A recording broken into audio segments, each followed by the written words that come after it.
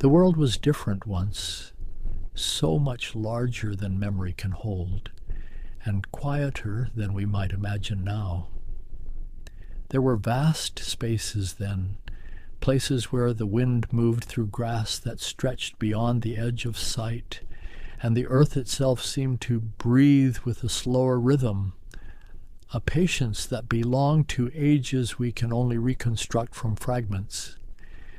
If we could step into that time, not as observers with notebooks and cameras, but as something lighter, something that could drift through the centuries like a thought, we would find ourselves in a landscape both familiar and impossibly strange. The air would taste different, cooler perhaps, carrying scents we no longer have names for, and the light would fall across terrain that existed in a state of constant transformation, neither fully one thing nor another, but always in the process of becoming.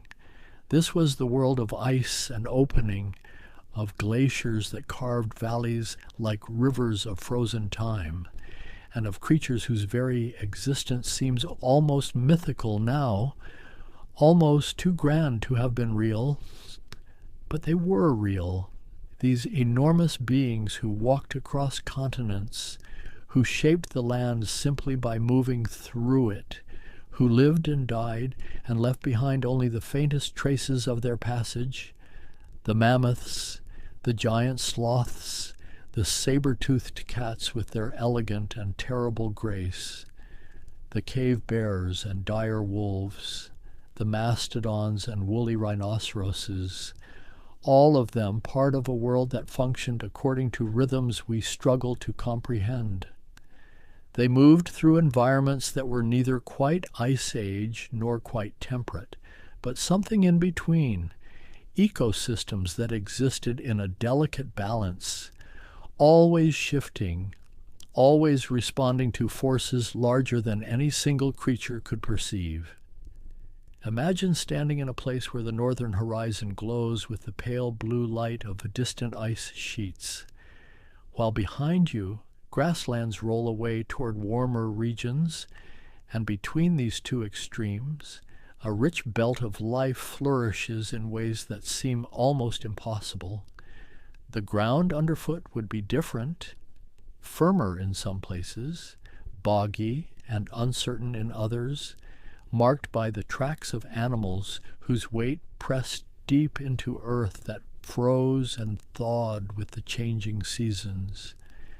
And the seasons themselves would unfold with a different quality, longer perhaps, or more intense, with winters that lasted until the memory of warmth seemed like something invented, and summers that arrived suddenly, transforming the landscape almost overnight.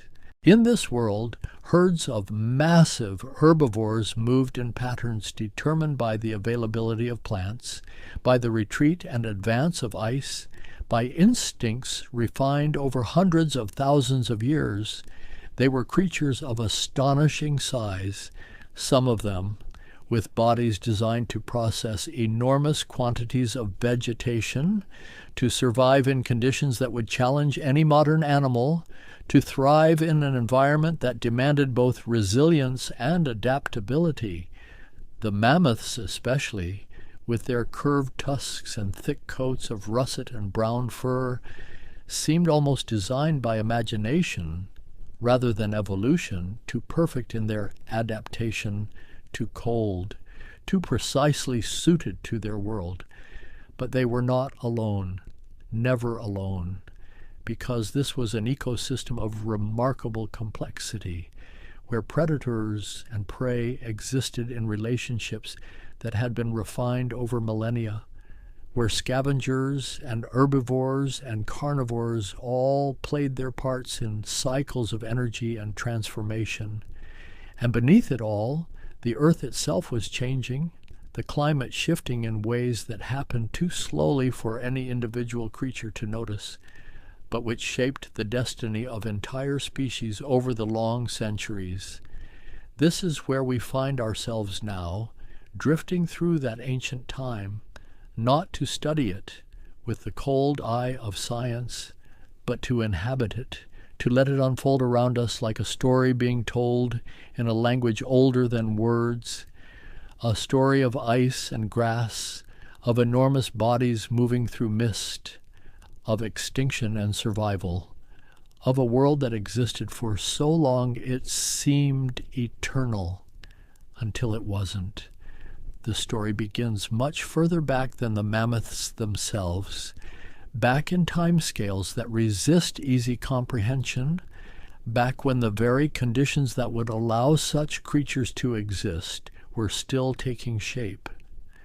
Roughly 2.5 million years ago, the Earth entered a period of dramatic climatic oscillation, a time when ice sheets began their slow advance and retreat across the northern continents, transforming landscapes, creating new ecological opportunities, and setting the stage for the emergence of creatures unlike any that had come before. This was the Pleistocene epoch, a name that means simply most new, though there was nothing simple about the transformations it brought. The planet had been cooling gradually for millions of years, ice accumulating at the poles, ocean currents shifting their patterns, atmospheric circulation changing in ways that would ripple through every ecosystem on Earth. And as the ice grew, as glaciers began their patient grinding advance across what would become North America and Eurasia, the world reorganized itself around these new realities. Sea levels dropped as more and more water became locked in ice, exposing land bridges that had been submerged, creating connections between continents that had long been separated, allowing animals to migrate into territories their ancestors had never known. The ancestors of the great megafauna were already present, already adapting, already beginning the long process of specialization that would eventually produce the magnificent giants of the Ice Age proper in Africa, where so much of mammalian evolution had taken its course. Elephants were diversifying into multiple lineages, some of which would remain in warmer climates, while others began the slow migration northward into cooler regions. These early proboscideans, as scientists call them, were smaller than their descendants would become, less heavily furred, not yet fully adapted to the harsh conditions they would eventually master, but they carried within them the potential for transformation, the genetic flexibility that would allow their descendants to develop thick coats of hair, layers of insulating fat, compact ears that reduced heat loss, and all the other subtle modifications that distinguish a mammoth from its tropical cousins. The migration happened over countless generations, so slowly that no individual animal would have perceived it as a journey at all, just a gradual expansion of range, a following of food sources and favorable conditions. And as these populations moved north, they encountered new environments, grasslands that stretched across the cold steppes, tundra regions where specialized plants had adapted to short-growing seasons and permafrost conditions, forests of spruce and pine that grew in the slightly warmer interglacial periods. Natural selection worked its patient alchemy, favoring individuals with slightly thicker coats, slightly more efficient metabolisms, slightly better tolerance for cold, and over thousands upon thousands of generations, the mammoth lineage emerged, not all at once, but gradually, with different species arising in different regions, each adapted to its particular environment, each carrying forward the legacy of its ancestors while becoming something distinctly new. The steppe mammoth appeared first. enormous creatures that roamed across Eurasia, standing perhaps 4 meters tall at the shoulder, with tusks that curved in elegant spirals designed for sweeping snow away from the vegetation beneath. They were creatures of the cold grasslands, the mammoth steppe, that unique ecosystem that has no real equivalent in the modern world. A mixture of grasses and herbs and flowers that could sustain enormous populations of large herbivores. And they were not alone in this transformation, this adaptation to Ice Age conditions. In North America, mastodons were following their own evolutionary path, cousins to the mammoths, but distinct in form and habit, preferring forests to open grasslands, browsing on leaves and twigs rather than grazing on grass. Their teeth tell the story of this difference, cusped and designed for crushing woody vegetation, while mammoth teeth developed high crowns with parallel ridges, perfect for grinding the tough grasses of the steppe. Both lineages thrived, each in its own niche, and around them the ecosystem filled with other giants. Giant ground sloths emerged in South America, creatures that would eventually reach sizes comparable to modern elephants, with long claws designed for pulling down branches, and thick hides that protected them from predators. When the land bridge of Panama formed, roughly 3 million years ago, these sloths migrated northward, entering North America and diversifying into multiple species, some adapted to forests, others to more open habitats. In Eurasia, the woolly rhinoceros began its own transformation, developing the thick coat and compact body that would allow it to survive in the harshest conditions, growing its distinctive horn or pair of horns, becoming a specialist of the cold steppe alongside the mammoths. Cave bears appeared in Europe, massive creatures that were primarily herbivorous, despite their fearsome appearance, spending winters in deep hibernation in the limestone caves that would later preserve their bones in abundance. And the predators evolved in parallel, growing larger to match their prey, developing strategies and physical adaptations that would allow them to hunt animals many times their own size. The saber-toothed cats, with their elongated canines, were already ancient by the time the Pleistocene began, but they diversified into new forms during this period, becoming the apex predators of many Ice Age ecosystems, Smilodon in the Americas, Homotherium across multiple continents, each with its own hunting strategy, its own preferred prey, its own way of using those remarkable teeth to deliver killing bites. Dire wolves emerged in North America, larger and more heavily built than modern wolves, with powerful jaws designed to crush bone, pack hunters that could bring down prey much larger than themselves through cooperation and persistence. Short-faced bears appeared, the largest land predators of the Pleistocene, standing nearly 2 meters tall at the shoulder when on all fours, capable of running down prey across open ground, a hunting strategy unusual among bears. And in the oceans and wetlands, giant beavers emerged, creatures the size of modern black bears, building dams and lodges on a scale that dwarfs anything their smaller descendants construct. All of this diversification, all of this adaptation happened against the backdrop of the Ice Ages themselves, periods of glacial advance lasting tens of thousands of years, followed by shorter interglacial periods when the ice retreated and conditions became warmer.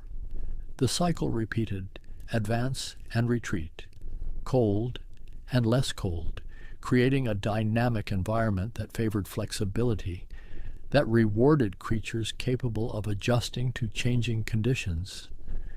During glacial maxima, when ice sheets covered vast portions of the northern continents, the megafauna populations would shift southward, following the vegetation, maintaining their ranges in the ice-free regions. During interglacials, they would expand northward again, recolonizing territories that had been buried under kilometers of ice, following the plant communities as they too migrated with the changing climate.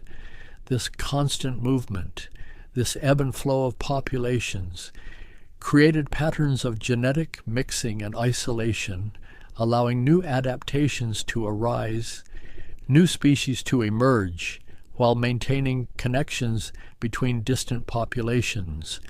By around 500,000 years ago, the classic Ice Age megafauna were well established.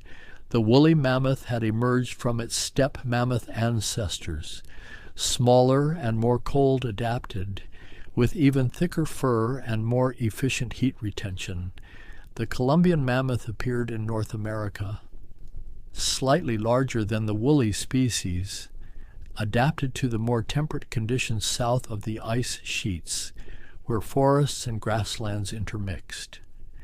The giant Irish elk was roaming across Eurasia, though it was neither exclusively Irish nor technically an elk, but rather a massive deer with antlers that spanned up to 3.5 meters, the largest antlers of any known deer species.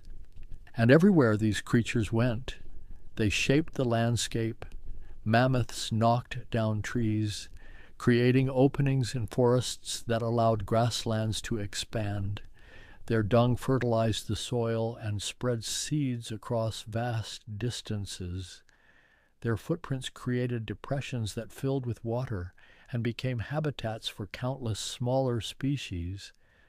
The megafauna were not simply inhabitants of their ecosystems, they were architects of them, keystone species whose presence determined the very structure of the environments they occupied. And so the stage was set, the cast assembled, the great drama of the Ice Age megafauna entering its long middle act, when these creatures would reach their peak of diversity and abundance, when they would seem as permanent and eternal as the ice itself. And the peak came during what scientists would later call the last glacial maximum, a period beginning around 30,000 years ago and extending through to roughly 20,000 years before the present, when ice sheets reached their greatest extent and the megafauna populations achieved their fullest expression. Imagine the mammoth steppe at this time, a ribbon of land stretching from Spain in the west all the way across Eurasia to the Yukon and beyond, the largest biome Earth has ever known, unbroken by the barriers that fragment landscapes today. The grass grew differently then in communities that no longer exist, mixtures of sedges and forbs and herbs that could tolerate the extreme conditions, the long dark winters and brief intense summers, the dry cold air that pulled moisture from everything it touched. And across this grassland, herds of woolly mammoths moved in seasonal patterns, following the growth of vegetation, seeking out the river valleys in winter where slightly warmer microclimates allowed easier foraging, returning to higher elevations in summer when the snow melted and fresh growth exploded across the tundra. They were magnificent in their adaptation, standing perhaps 3 meters at the shoulder, covered in fur that grew in 2 layers, a long outer coat of dark guard hairs that could reach lengths of nearly a meter, and beneath that, a dense undercoat of fine wool that trapped air and created an insulating barrier against the cold. Their ears were small, far smaller than those of modern elephants, because large ears would have been a liability in freezing conditions, radiating heat that the animals could not afford to lose. Their trunks were powerful and precise, capable of both delicate manipulation and tremendous force, able to pluck individual flowers or uproot entire shrubs, to sweep away snow or to draw water from ice holes in winter. And their tusks, those great curved implements of ivory, served multiple purposes: defense against predators, competition between males during breeding season, tools for stripping bark or digging through frozen ground to reach the vegetation beneath. A mammoth's life unfolded in rhythms determined by the seasons, by the availability of food, by the social bonds that tied family groups together across decades. Females lived in matriarchal herds, led by the oldest and most experienced cows, who remembered the locations of water sources and mineral licks, who knew the migration routes and the places where predators were most likely to strike. Males lived more solitary lives after adolescence, joining the female groups only during breeding season, spending their years wandering across vast territories, occasionally forming loose bachelor groups, but never maintaining the tight social bonds that characterized female society. The young were born after pregnancies lasting nearly 2 years, emerging in spring when conditions were most favorable, when the adults could find the richest vegetation to support milk production. A newborn mammoth calf weighed perhaps 90 kilograms, covered already in a coat of reddish-brown fur, dependent on its mother and the protection of the herd, vulnerable to the wolves and cats that prowled the edges of mammoth territory. But within the safety of the group, calves could grow and learn, could develop the knowledge they would need to survive, could practice the behaviors that would sustain them through the long winters and lean times. They learned by watching, by imitating, by playing games that rehearsed serious skills: how to use the trunk effectively, how to dust themselves with soil to discourage parasites, how to recognize the calls of different herd members, how to read the subtle signals that indicated danger or opportunity. And around the mammoths, the rest of the ecosystem functioned in its complex interdependence.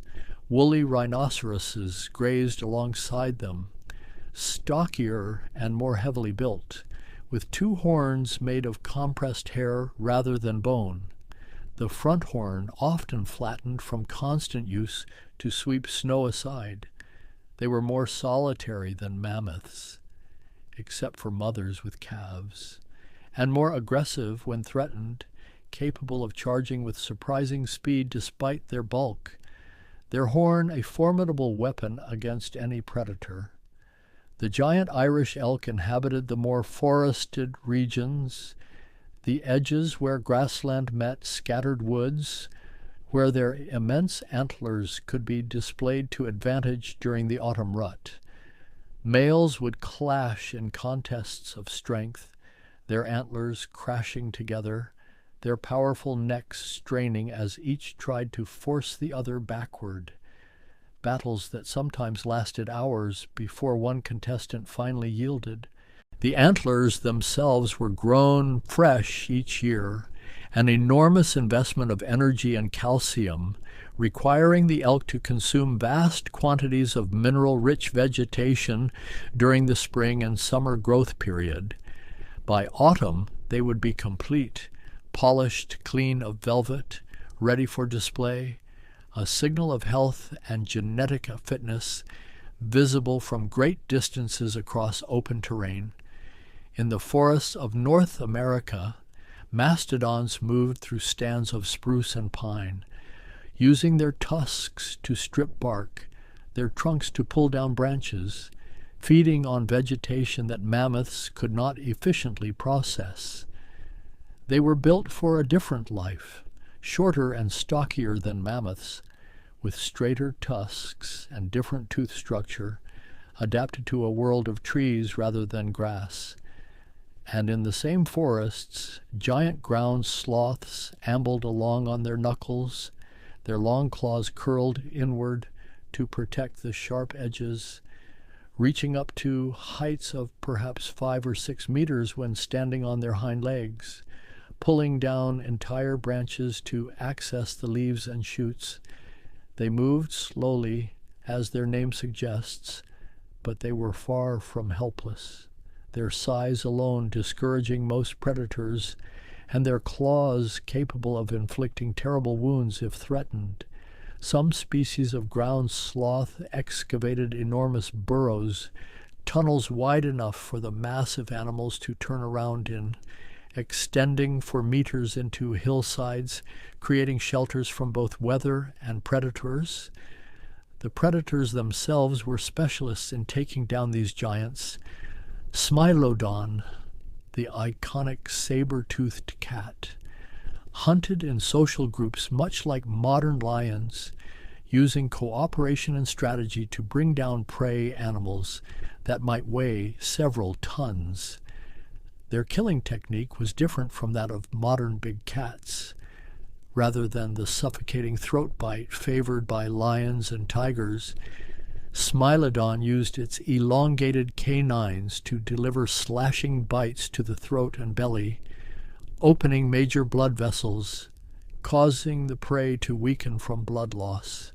This required getting close, required precision and timing, required the cooperation of the pride to position the prey animal correctly, to hold it while the killing bite was delivered.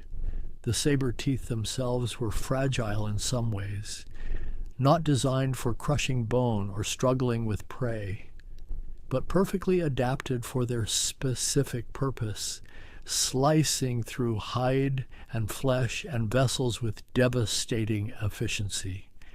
Dire wolves hunted differently in packs that ran down their prey over long distances, working in coordinated groups to separate young or weak individuals from the protection of the herd.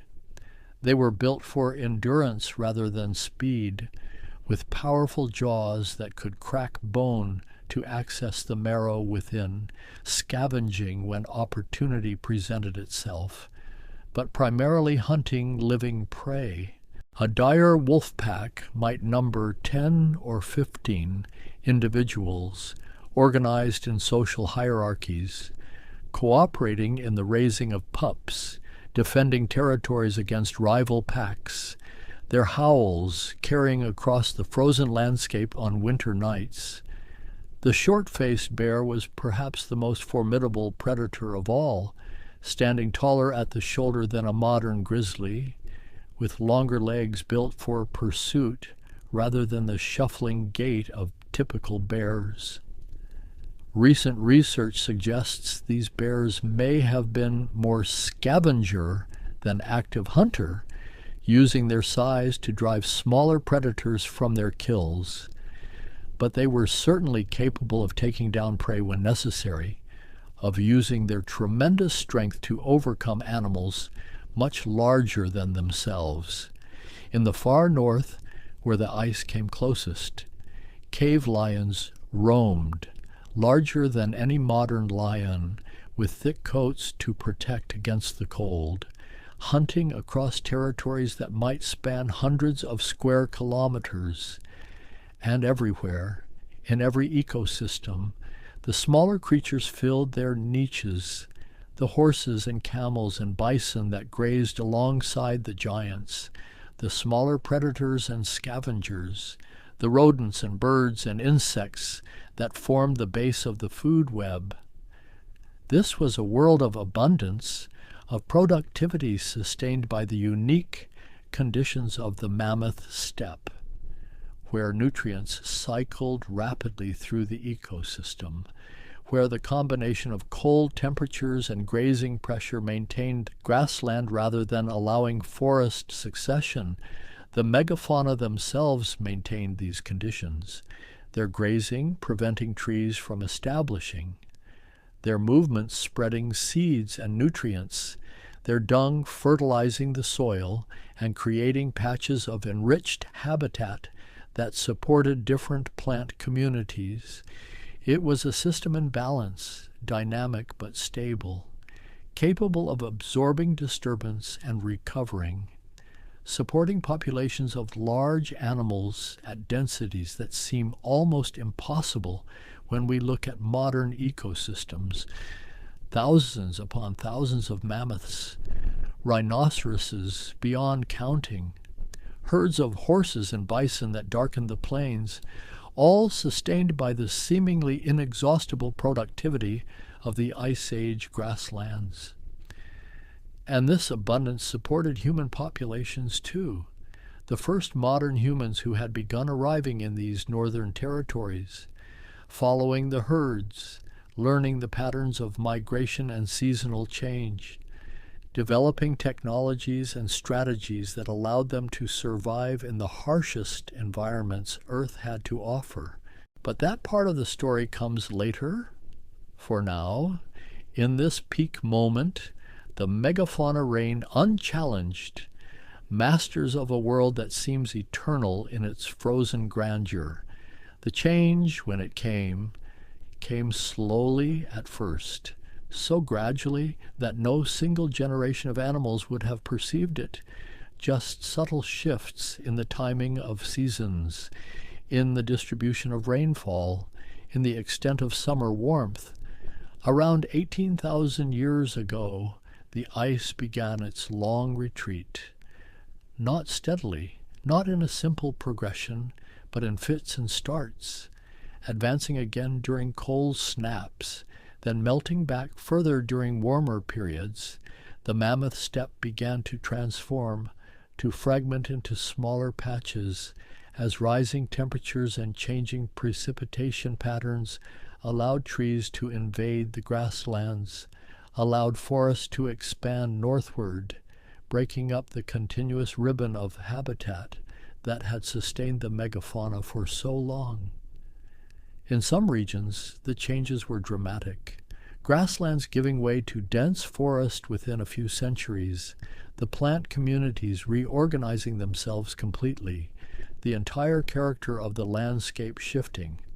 In other areas, the transition was more gradual, a slow encroachment of shrubs and trees, a gradual reduction in the diversity of grasses and herbs, a subtle decline in the productivity that had supported such enormous populations of large herbivores.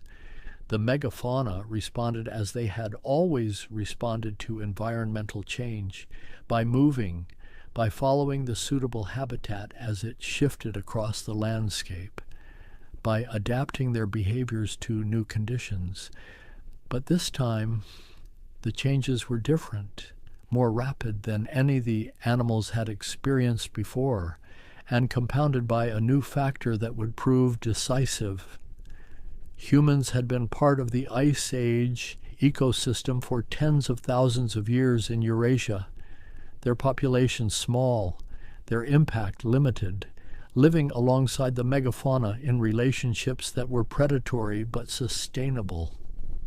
They hunted mammoths, yes, using sophisticated techniques involving pit traps and coordinated drives, targeting vulnerable individuals, taking advantage of natural features to funnel animals into killing grounds.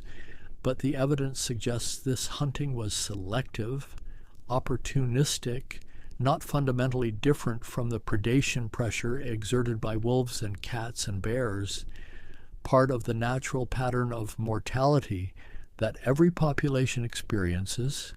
Then, around 15,000 years ago in North America, around 13,000 years ago in South America, human populations began to expand rapidly, spreading into territories where the megafauna had never encountered human hunters before.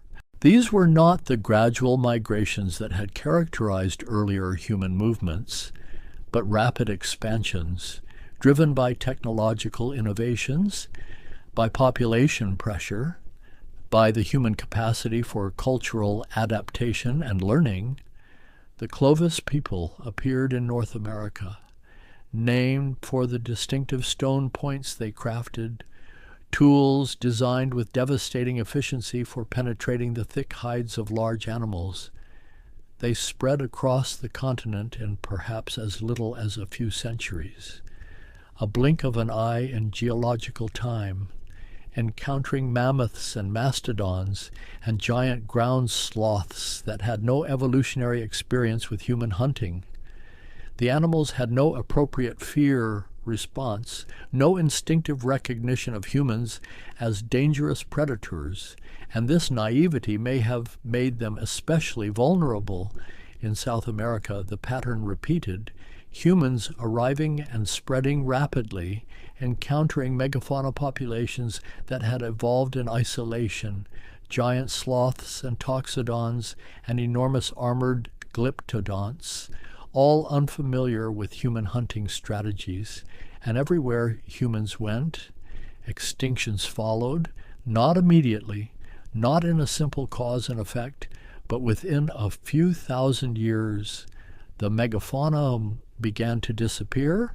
The debate over what exactly happened, what combination of factors drove the extinctions, continues to this day among scientists, because the reality was almost certainly complex. Multiple pressures acting simultaneously, reinforcing each other in ways that made survival impossible. Climate change was clearly a factor.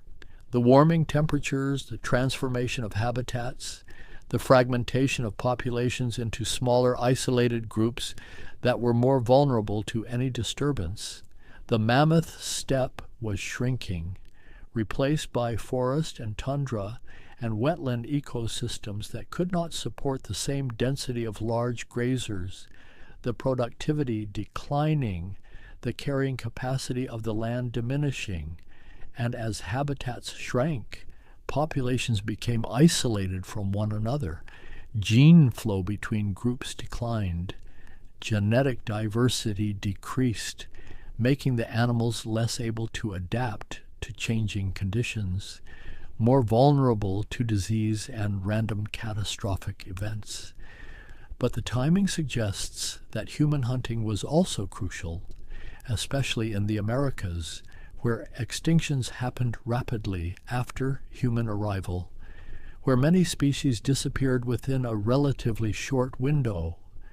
The hypothesis called overkill suggests that human hunters, encountering naive prey populations, could have driven extinctions through direct predation, taking unsustainable numbers, targeting reproductive females and young, removing individuals faster than populations could replace them. But perhaps it was not just the direct killing. Perhaps humans altered the ecosystems in other ways that proved equally devastating. The use of fire to manage landscapes, to drive game, to clear vegetation may have transformed habitats in ways that disadvantaged the megafauna, reducing the availability of food, creating barriers to movement, disrupting migration patterns, and perhaps the loss of keystone species created cascading effects. Mammoths disappeared, and the grasslands they maintained gave way to forest, which changed fire regimes, which affected other species, which altered predator-prey dynamics, each change reinforcing the others in a downward spiral. The extinctions did not happen all at once. Different species disappeared at different times, in different places, creating a complex pattern that researchers are still working to understand. Woolly mammoths persisted in northern Siberia until around 10,000 years ago, then disappeared from the mainland, but survived on isolated islands in the Arctic Ocean, On Wrangel Island and St. Paul Island, where small populations endured for thousands of years longer. On Wrangel Island, mammoths survived until around 4,000 years ago, contemporary with the pyramids of Egypt, the last of their kind living on a remote refuge while human civilizations rose and fell in distant lands. These island populations were smaller than their mainland ancestors, showing signs of inbreeding, genetic problems accumulating over generations, teeth growing abnormally, bones becoming more fragile, the population likely doomed even without human intervention. In North America, the Columbian mammoth disappeared earlier, around 13,000 years ago, along with mastodons and giant ground sloths and saber-toothed cats and dire wolves, a wave of extinctions that removed dozens of genera within a few thousand years.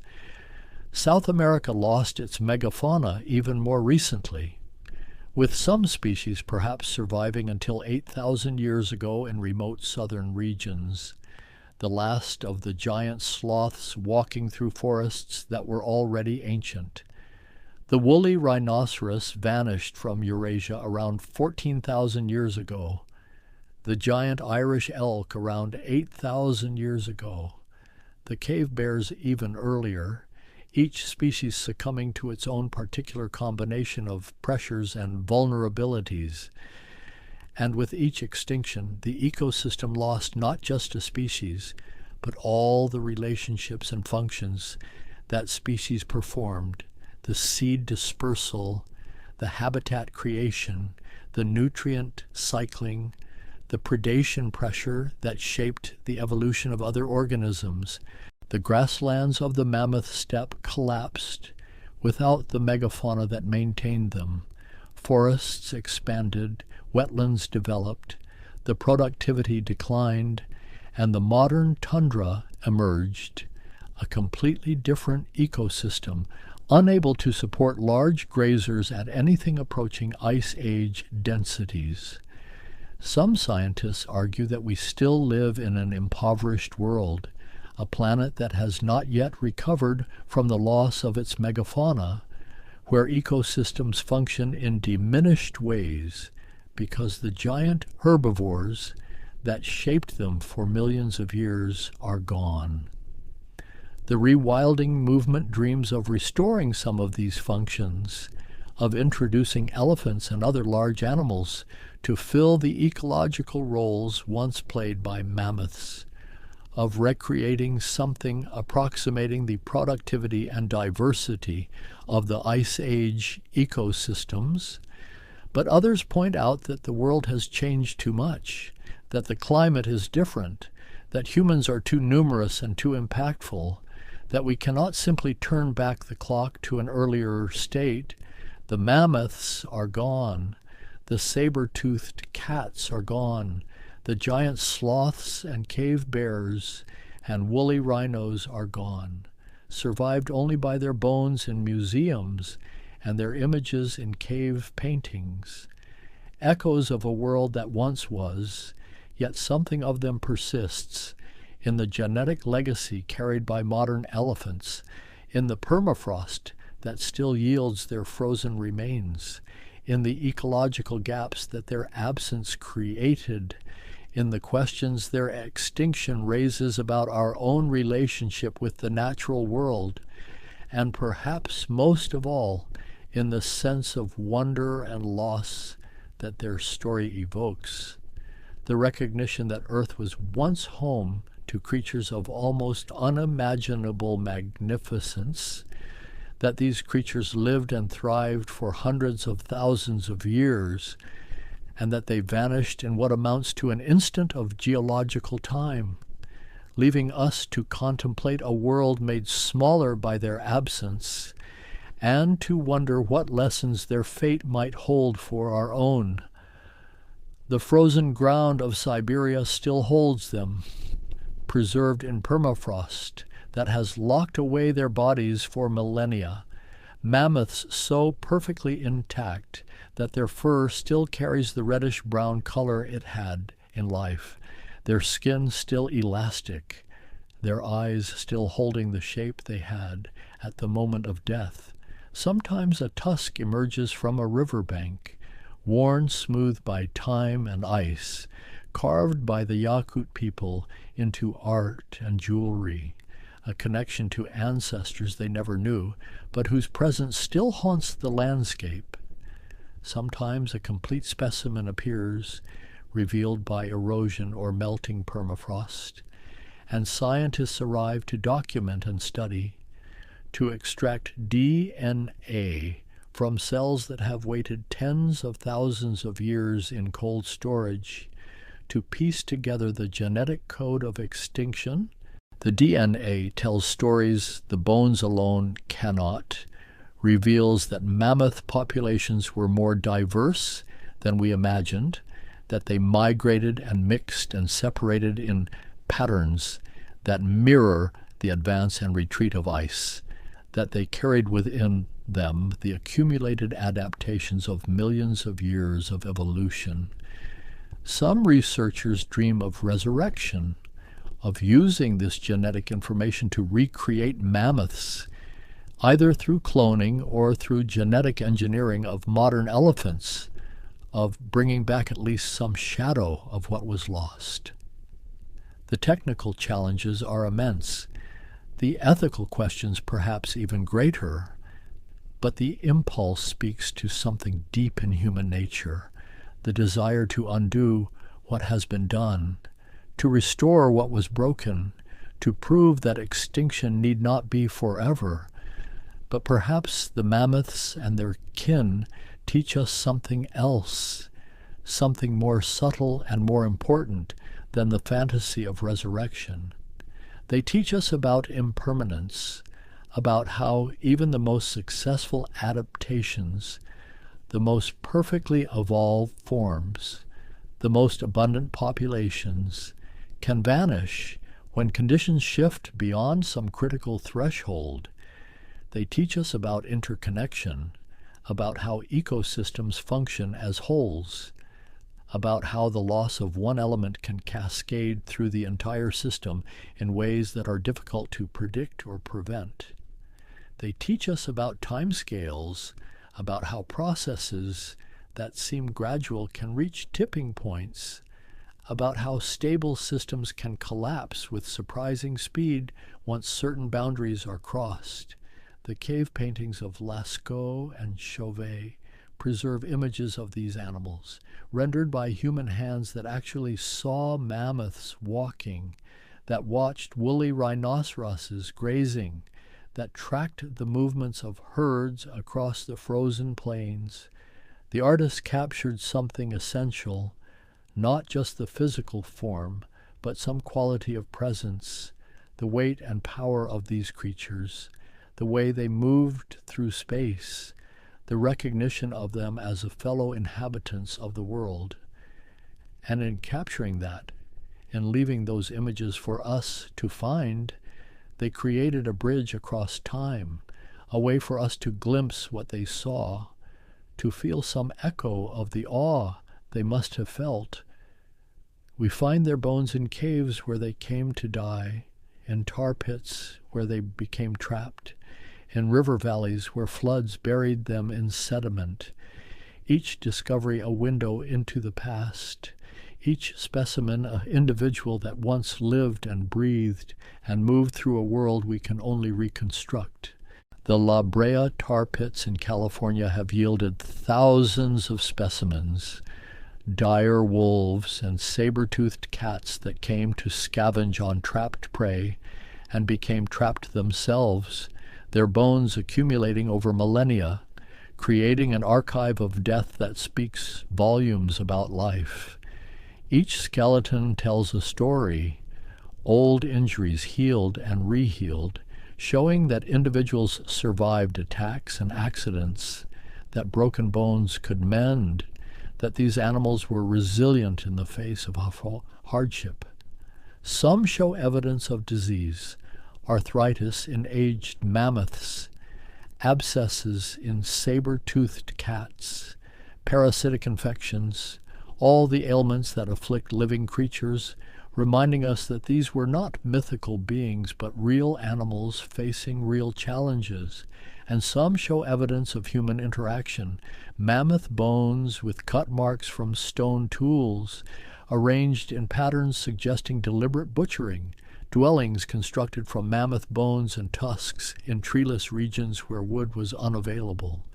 Humans and megafauna coexisted for thousands of years in relationships that were complex and varied, predator and prey, yes, but also fellow travelers in harsh landscapes, fellow survivors of Ice Age winters, connected in ways we are only beginning to understand. The story of the Ice Age megafauna is not really about the past, or not only about the past. It is about the present moment, about the choices we face, about the responsibility that comes with being the dominant species on a planet still reeling from the last great extinction. We live in a world where elephants are endangered, where rhinos are poached nearly to extinction, where the remaining megafauna struggle to survive in fragments of habitat surrounded by human development, and we live in a time of rapid climate change, of ecosystems transforming faster than they did at the end of the Pleistocene, of species facing pressures they may not be able to adapt to, of the very real possibility of more extinctions to come. The mammoths cannot teach us how to prevent this. They are gone, but their story can perhaps teach us to pay attention, to recognize the signs, to understand that even the most abundant species can disappear, that even the most successful adaptations have limits. And so the mammoths walk through our imagination, through the museums where their skeletons stand assembled, through the documentaries and books and paintings that try to bring them back to life. They walk through the permafrost, still emerging, still being found by herders and hunters who know the land, who recognize the curve of a tusk or the dome of a skull appearing from the melting ground. They walk through the tundra that replaced their grasslands, changed beyond recognition, yet still carrying some trace of their presence, some subtle signature in the soil chemistry, in the distribution of plants, in the very shape of the landscape. And perhaps they walk through our dreams, these giants of the ice, these magnificent impossibilities, reminding us of a world that was larger and stranger than anything we know today. The wind still blows across the northern steppes, across Siberia and Alaska and the Yukon, but the herds are gone. The ground no longer trembles with their footfalls. The air no longer carries the sound of their calls across the frozen distances. What remains is silence and memory and the slow, patient work of science, trying to reconstruct what was lost, trying to understand not just how these animals lived, but why they died, what combination of factors proved too much, what threshold was finally crossed. The last mammoth somewhere on Wrangel Island 4,000 years ago, the very last one, knew nothing of extinction, knew nothing of being the end of a line that stretched back millions of years. It simply lived, and then it died, as individual creatures do, unaware that there would be no others to follow, that the story was ending, that the great saga of the mammoths was drawing to its close. And perhaps there is something almost merciful in that ignorance, in not knowing, in simply being alive in the present moment, eating and drinking and breathing, existing without the weight of a history or future. The Ice Age is over, has been over for thousands of years, but something of it lingers in the stories we tell, in the questions we ask, in the wonder we feel when we stand before a mammoth skeleton and try to imagine it alive, in the recognition that we live in the aftermath, in a world still shaped by what came before, still marked by absence, still carrying the legacy of the giants who walked here when the ice was young, and in the quiet acknowledgement, rarely spoken but always present, that we too are part of a story whose ending we cannot know, that we too live in a brief moment between ice ages, in a window of warmth that will not last forever. The mammoths have taught us what they can about adaptation and survival, about the limits of both, about the beauty and fragility of life in all its forms. Now they rest in the museums and the permafrost, in the paintings and the stories, in the slowly fading memory of a world that once was. And we continue carrying forward into whatever comes next, bearing witness to their existence, honoring their memory, learning what lessons we can from their long journey through time. The story ends, as all stories do, but the mammoths remain, not alive, but not entirely gone, preserved in ice and bone and imagination, walking still through the frozen lands they once called home. And the wind blows on, across the tundra, across the ages, carrying with it the faint echo of their passing, the whisper of their presence, fading now, growing fainter, drifting away into the quiet spaces where memory becomes dream, and dream becomes the long, slow silence of deep time. I imagine a world before light could be summoned with the flick of a finger, a world lit only by flame and the patient glow of the sun, where night fell like a curtain and mornings arrived with the slowness of tide. And in that world there lived a curiosity, quiet and persistent, about the invisible forces that moved through everything. Long before anyone understood what it was, electricity existed, waiting in the clouds, hiding in amber rubbed with wool, sleeping in the bodies of strange fish that could stun with a touch. It was always there, woven into the fabric of everything, patient, unmarked, like a language no one had yet learned to read.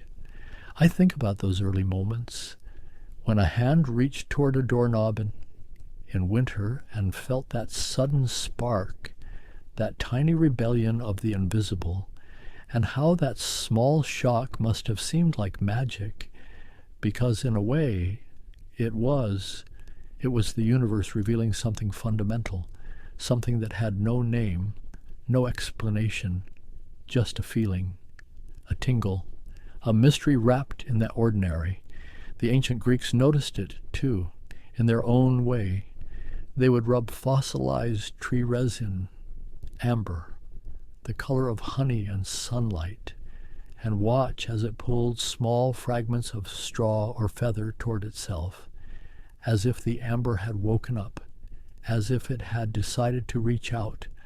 They called the amber electron, and that word, soft and golden, would eventually give birth to the name we know today, though they could never have imagined what it would come to mean. In those early centuries, electricity was a whisper, a rumor among philosophers, something to wonder about in the margins of greater questions. It appeared in strange ocean creatures, the torpedo fish, the electric ray that could deliver a shock strong enough to numb a fisherman's arm. And people marveled and feared and tried to understand, but the tools did not yet exist. The framework was not yet built, and so the mystery remained, beautiful and untouchable. I picture those scholars in dim rooms lit by oil lamps, turning pieces of amber over in their hands, running silk across glass rods, watching feathers dance in the air and writing careful notes about attraction, about invisible influence, about forces that seemed to defy the weight and solidity of the world they knew. They were mapping something they couldn't see, and they were doing it with patience, with the kind of attention that only comes when time moves slowly, when there is no urgency, only wonder. Centuries passed like that, with electricity living quietly in the background of human life, noticed occasionally in moments of static, in the glow of certain stones when struck together in the dark, in the summer storms that split the sky with light and sound. People saw these things, and they wove stories, and they built mythologies around the gods who threw lightning, because what else could explain such power, such sudden, breathtaking force? And then, slowly, so slowly, the questions began to change. The wonder remained, but alongside it grew something else, a kind of systematic curiosity, a desire not just to observe, but to test, to repeat, to isolate, to understand the rules beneath the spectacle. This shift took generations. It required new instruments, new ways of thinking, new patience. But it was beginning, like the first light of dawn, barely visible, but unmistakable to those who were watching.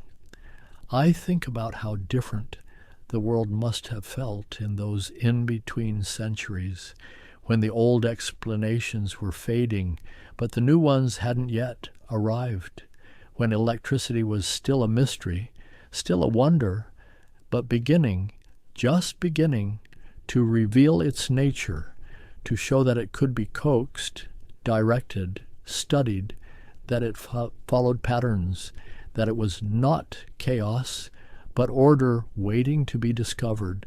The path from those early observations to the world we know today is long and winding and filled with moments of sudden insight and long stretches of patient, methodical work. It's a path that moves through centuries, across continents, through the minds of countless individuals who each added a piece, a fragment, a new way of seeing, until the invisible became visible, until the mystery became a tool, until the spark became the foundation of everything we touch. And so I begin there, in that quiet time before understanding, when electricity was still wild, still untamed, still waiting, because that's where every journey into knowledge begins, in the not knowing, in the space between the question and the answer, where everything is still possible, and the night is long, and the amber glows softly in the lamplight, pulling feathers toward itself, for reasons no one can yet name. The first person to truly study this invisible force with careful, deliberate attention was a man named William Gilbert, a physician to Queen Elizabeth I, living in England at the turn of the 17th century.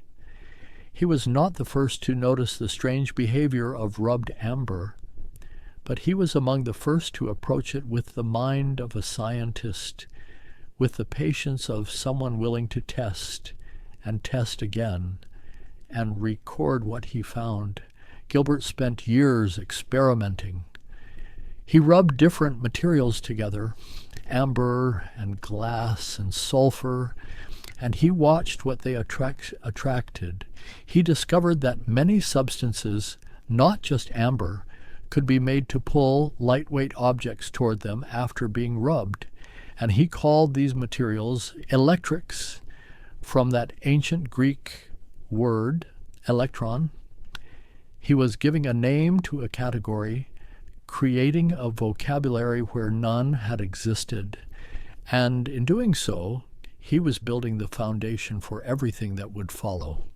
In 1600, Gilbert published his findings in a book called De Magnete, which means on the magnet, And though the book was primarily about magnetism, it contained those crucial observations about electricity, about this other invisible force that seemed related to magnetism, but different, distinct, operating by its own rules. The book spread slowly through Europe, copied by hand, discussed in universities, passed between curious minds who were beginning to see the world as something that could be understood, not just accepted. Time moved differently then. A discovery might take decades to travel from one country to another. An idea might sit dormant for a generation before someone picked it up again. There was no rush, no race, just a slow accumulation of knowledge, like sediment settling at the bottom of a river, building up layer by patient layer. In 1660, a German inventor named Otto von Guericke created something remarkable.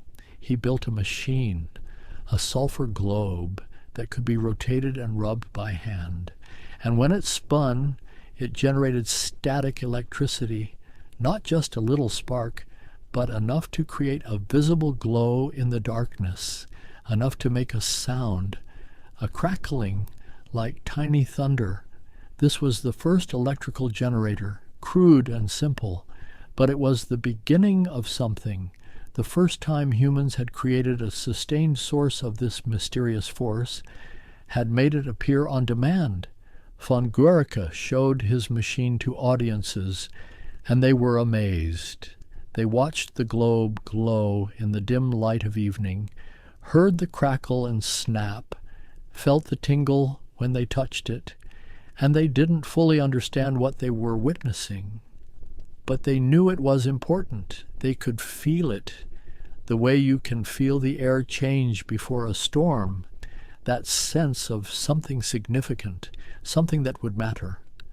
Others began building similar machines, improving on the design, using glass instead of a sulfur, adding mechanisms to store the charge. Each improvement was small, incremental, but together they were building a toolkit, a set of instruments that would allow electricity to be studied, manipulated, understood. The invisible was becoming, if not visible, then at least tangible, something that could be worked with, shaped, directed.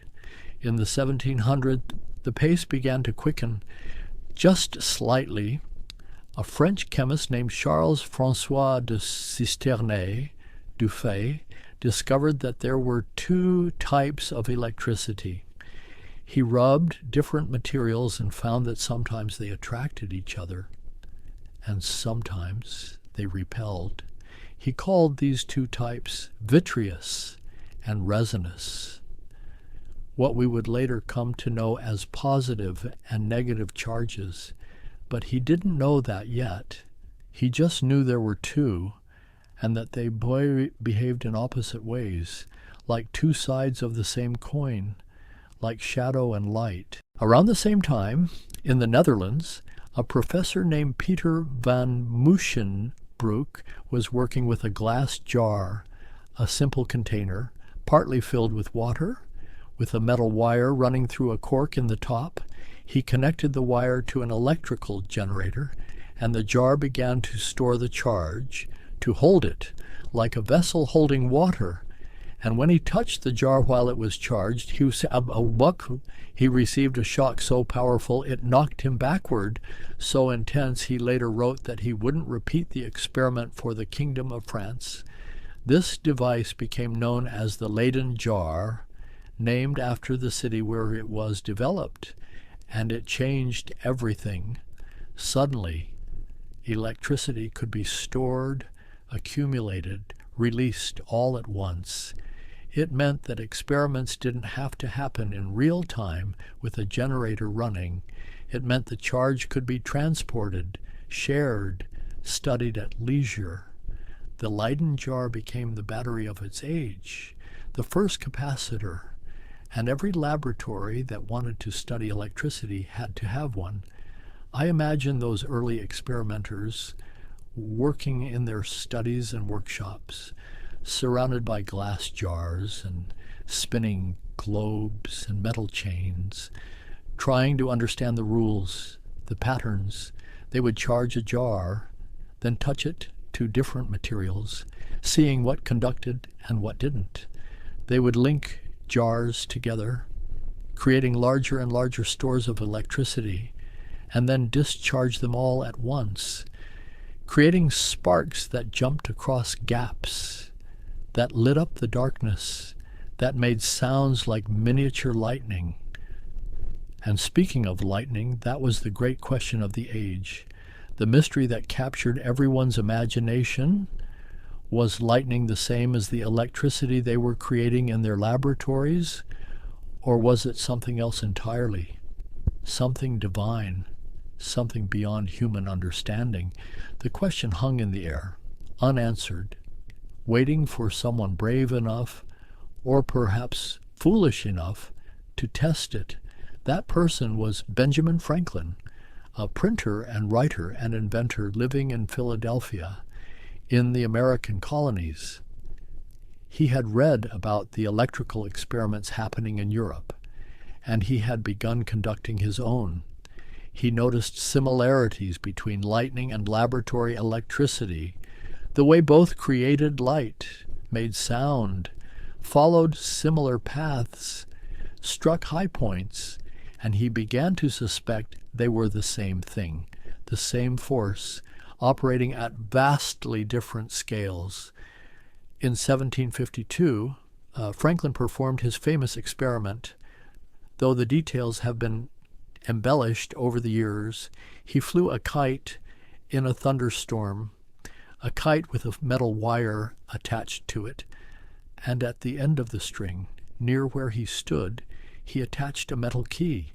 The idea was simple but dangerous. If lightning was electrical, it would travel down the wire, down the wet string, and he would be able to detect it at the key. The experiment worked. He saw sparks jumping from the key, felt the charge, and in that moment he proved what he had suspected. Lightning was electricity, the same force that made amber attract feathers, the same force that charged Leyden jars, but amplified, intensified, unleashed by nature with a power that dwarfed anything humans could create. The sky and the laboratory were connected. The divine and the mundane were one. Franklin's discovery was profound.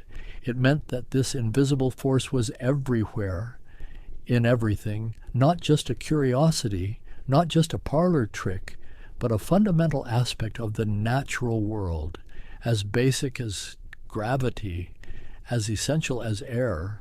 And if it was everywhere, if it followed rules, then perhaps it could be harnessed, used, put to work. Franklin invented the lightning rod, a simple metal pole placed at the highest point of a building, connected by wire to the ground. The idea was that lightning would strike the rod instead of the building, and the electricity would flow harmlessly into the earth. It was the first practical application of electrical knowledge, the first time humanity had used understanding of this force to protect itself, to work with nature rather than simply fear it.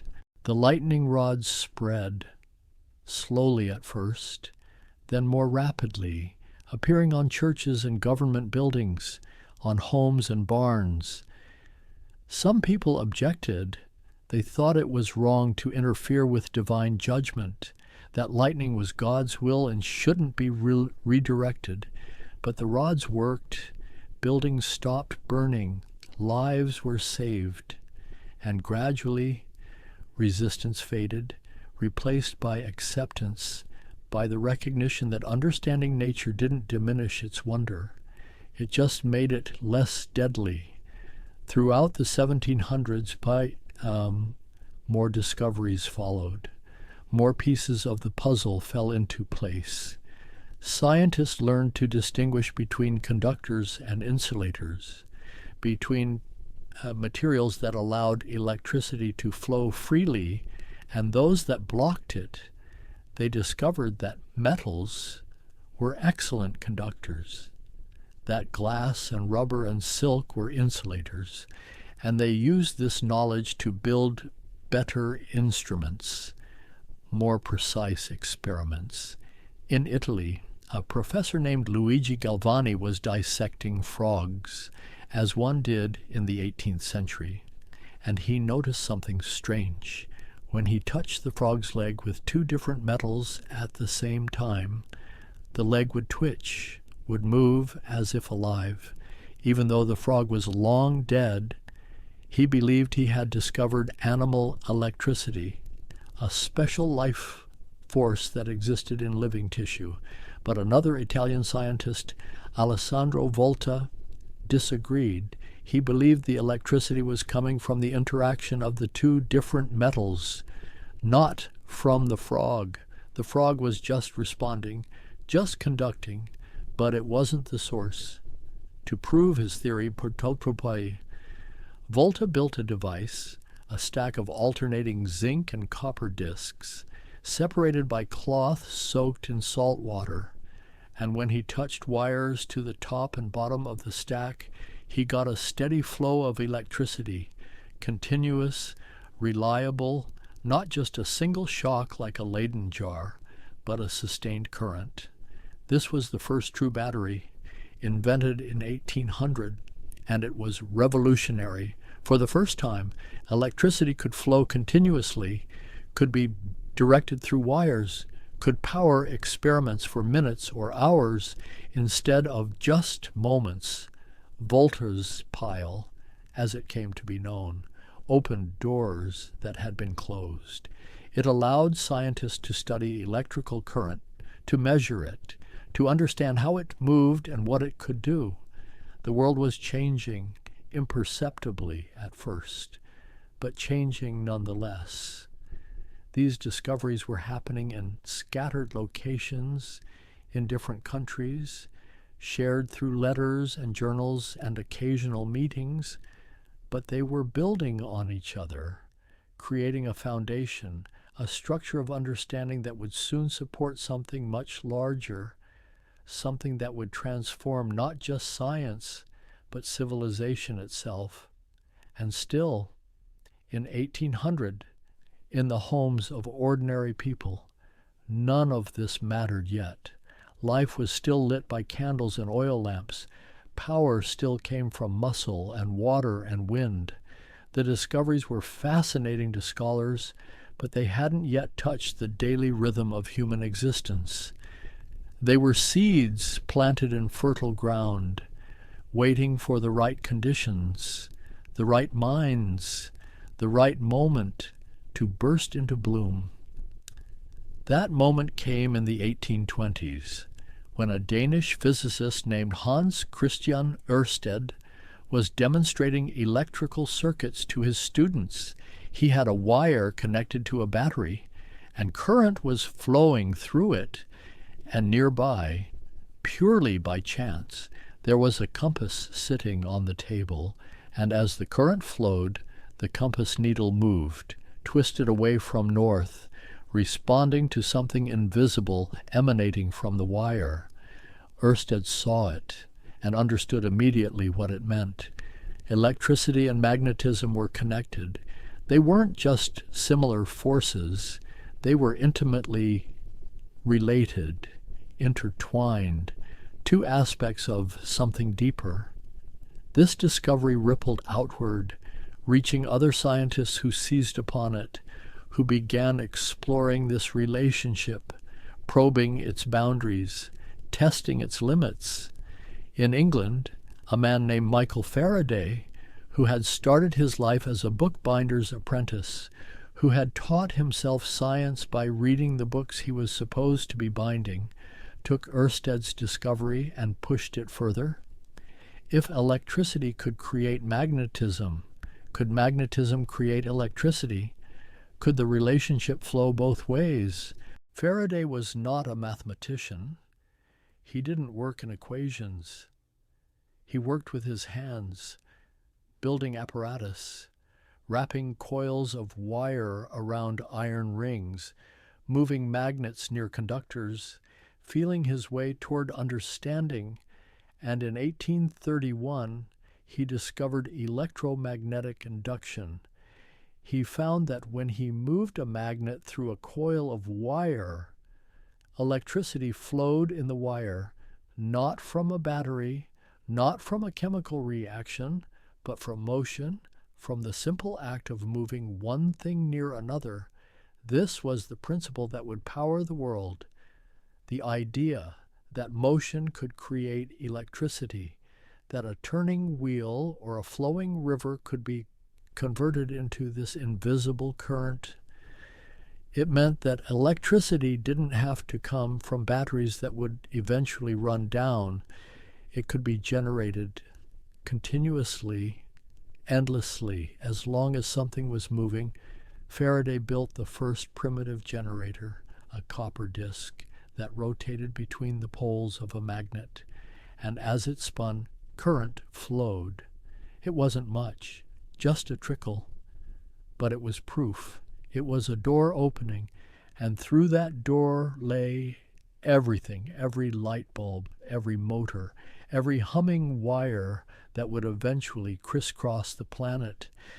I imagine Faraday in his laboratory at the Royal Institution in London, surrounded by coils and magnets and jars of chemicals, his notebook open, recording every observation, every variation.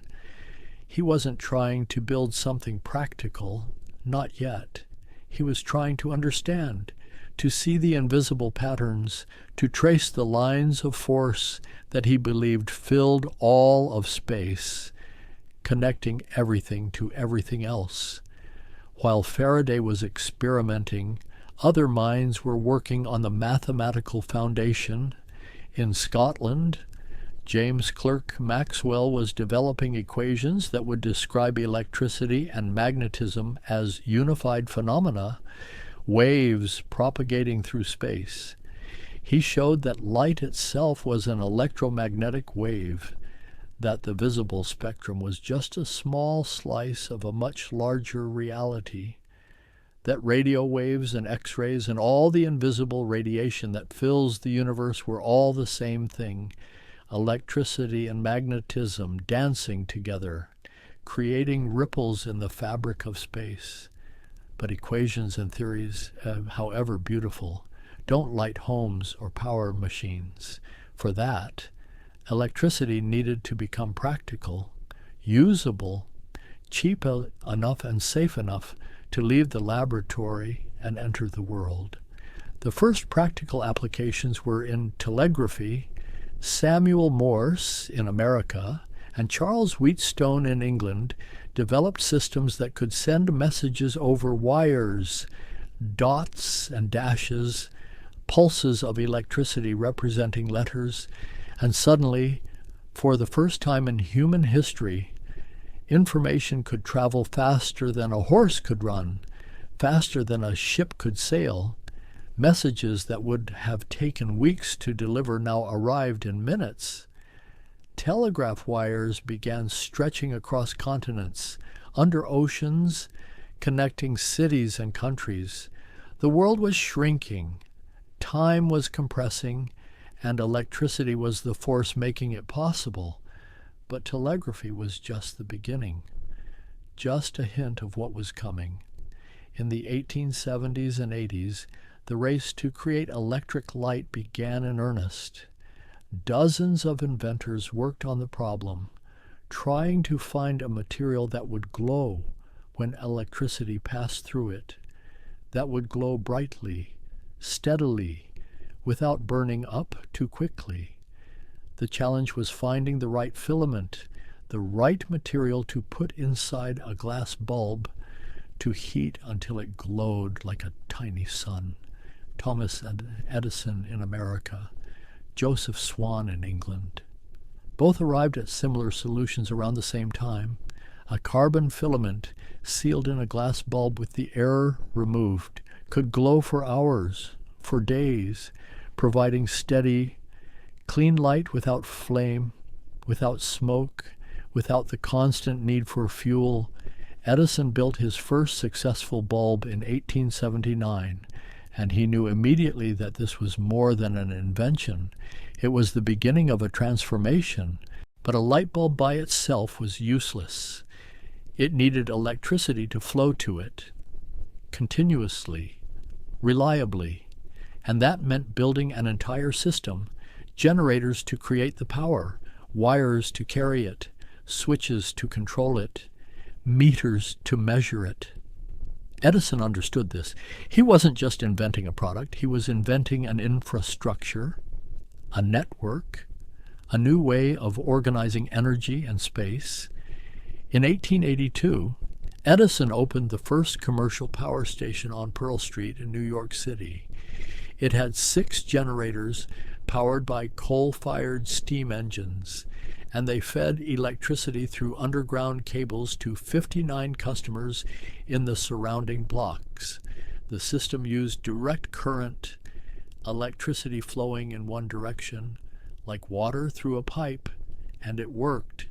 Lights came on in offices and homes, steady and bright, and people gathered to watch, to marvel at this new thing that seemed like magic, but was really just understanding, applied with patience and precision.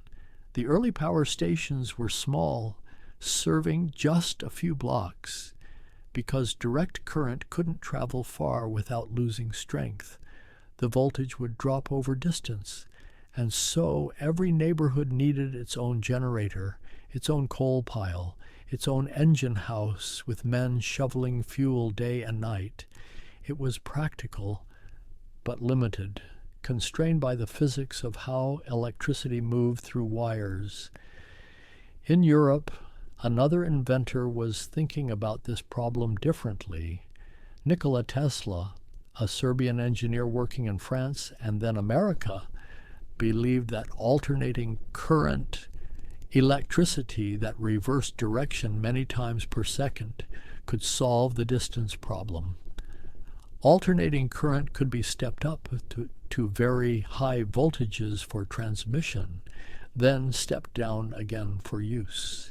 And high voltage meant less loss over long distances, meant one generator could serve an entire city or more.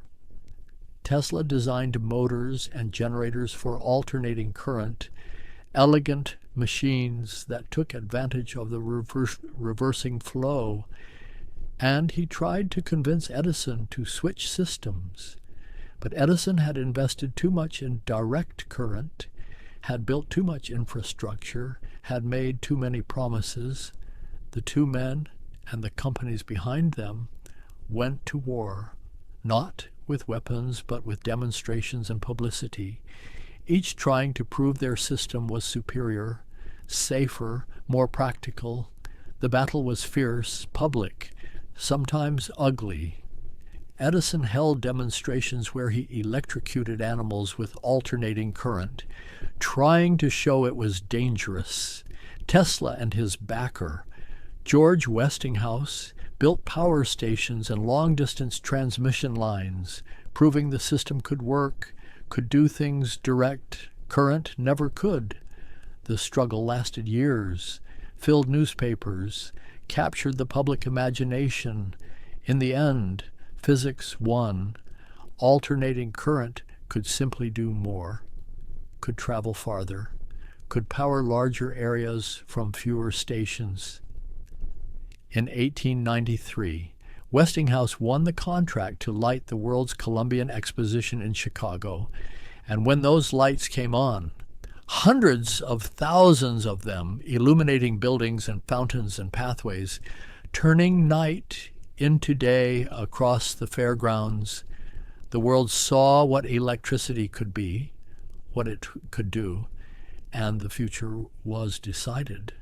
That same year, work began on harnessing Niagara Falls, building generators that would convert the endless flow of water into electricity, and sending that power to Buffalo, 20 miles away. It was a project that seemed impossible, audacious, But it worked. The generator spun, the power flowed, and for the first time, a major city was lit by electricity generated far away, by the raw force of nature captured and transformed. I think about what it must have been like to live through that transition, to remember when night was dark, truly dark, when the only light after sunset came from flames, and then to see streets lit by electricity, steady and bright and always there, to flip a switch and have light appear, instant, reliable, like sunrise on demand. The changes came faster after that. Electric streetcars replaced horse-drawn ones, cleaner, faster, not limited by how tired the animals were. Electric elevators made tall buildings practical, allowing cities to grow upward instead of just outward. Electric motors began appearing in factories, each machine with its own motor, instead of all being connected to a single steam engine by belts and pulleys. Workers could arrange equipment for efficiency instead of just proximity to the power source. Homes began to change too, slowly at first. Electric irons, electric fans, electric stoves and heaters. Each new device was expensive, a luxury, but as more people bought them, as production scaled up, prices fell, and what was once available only to the wealthy became ordinary, expected. The electric grid spread, reaching smaller towns, rural areas, climbing up poles along country roads, bringing light and power to farmhouses that had never known anything but lanterns. By the early 1900s, electricity was becoming fundamental, not just a novelty, but a necessity. Cities were rewiring themselves. New buildings were designed around electrical systems from the start. Old ones were retrofitted, walls opened, wires threaded through. Electrician became a profession, a skilled trade, and linemen climbed poles to string wire after wire, connecting homes and factories and offices into a growing web of power. The light bulb evolved, became more efficient. Tungsten filaments replaced carbon, lasting longer, burning brighter. Glass manufacturing improved, making bulbs cheaper, more uniform. And with better bulbs came new uses: street lights, car headlights, flashlights, surgical lamps. Every problem that had once been solved with flame was being reconsidered, reimagined, improved. And electricity was doing more than just making light. It was enabling communication on scales never before possible. The telephone, invented by Alexander Graham Bell in 1876, used electricity to carry voices across wires. At first, just across a room, then across a city, then across continents. Switchboards staffed by operators connected call after call, voices traveling as electrical signals, converted to sound at the other end. People could speak to each other across impossible distances, could share news, conduct business, maintain relationships that distance would once have severed. Radio came next. Guglielmo Marconi and others learning to send signals through the air itself, no wires needed, just electromagnetic waves propagating through space, exactly as Maxwell had predicted. By the 1920s, radio stations were broadcasting, voices and music reaching into homes, creating shared experiences, connecting scattered communities into something larger. The invisible spectrum was becoming a highway, carrying information, entertainment, news, all powered by electricity, all moving at the speed of light. The 1920s and 30s brought electricity fully into the mainstream of life, no longer a marvel to demonstrate, but a utility to depend on. So power plants grew larger, more efficient, burning coal or oil, or harnessing falling water. spinning massive generators day and night, feeding an ever-hungry grid that stretched farther each year, reaching into valleys and across plains, climbing mountains, crossing deserts. Rural electrification became a mission, a project. In America, the Tennessee Valley Authority built dams and power stations, strung thousands of miles of wire, bringing electricity to regions that had been left behind in the first wave of development. Farms that had relied on muscle and sunlight suddenly had power tools, electric pumps for wells, lights in barns, refrigerators to keep food fresh. The transformation was profound, reshaping not just work but culture, possibility, the sense of what life could be. Electric refrigeration changed how people ate. Before, food preservation meant smoking, salting, canning, or eating quickly before spoilage. Ice boxes required ice delivered by men who cut it from frozen lakes in winter and stored it in sawdust. But electric refrigerators kept food cold continuously, reliably, expanding what could be stored, what could be cooked, what could be planned. Kitchens became different places, equipped with electric stoves and mixers and eventually dishwashers, each appliance reducing the hours of labor that had once defined domestic life. Air conditioning arrived, first in theaters and department stores, then in office buildings, gradually in homes. It used electricity to move heat, to make indoor spaces cool even when outside the summer blazed. This changed where people could live comfortably, changed architecture, changed cities in the American South and Southwest. Places that had been seasonal or sleepy became year-round, vibrant, powered by the ability to control climate, to make anywhere temperate. World War II accelerated everything. The demands of war required massive industrial production, aircraft factories, shipyards, munitions plants, all running around the clock, all consuming electricity at rates that would have been unimaginable a generation earlier. New power stations were built in months instead of years. Aluminum production, essential for aircraft, required enormous amounts of electricity, and dams were built specifically to supply it. The war proved that electricity could be scaled, could support civilization at its most intense, its most demanding. And during the war, a new use for electricity emerged, one that would eventually rival even lighting in its impact. The first electronic computers were built, massive machines filling entire rooms, using thousands of vacuum tubes that glowed with heat and light, consuming kilowatts of power to perform calculations. These early computers were built to crack codes, to calculate artillery trajectories, to solve problems too complex for human minds working alone. After the war, the computers didn't disappear. They evolved, improved. Vacuum tubes gave way to transistors, solid-state devices that did the same work with less power, less heat, less space. Transistors gave way to integrated circuits, chips containing thousands, then millions, then billions of tiny switches, all controlling the flow of electricity at scales so small they approach the atomic. And through all these changes,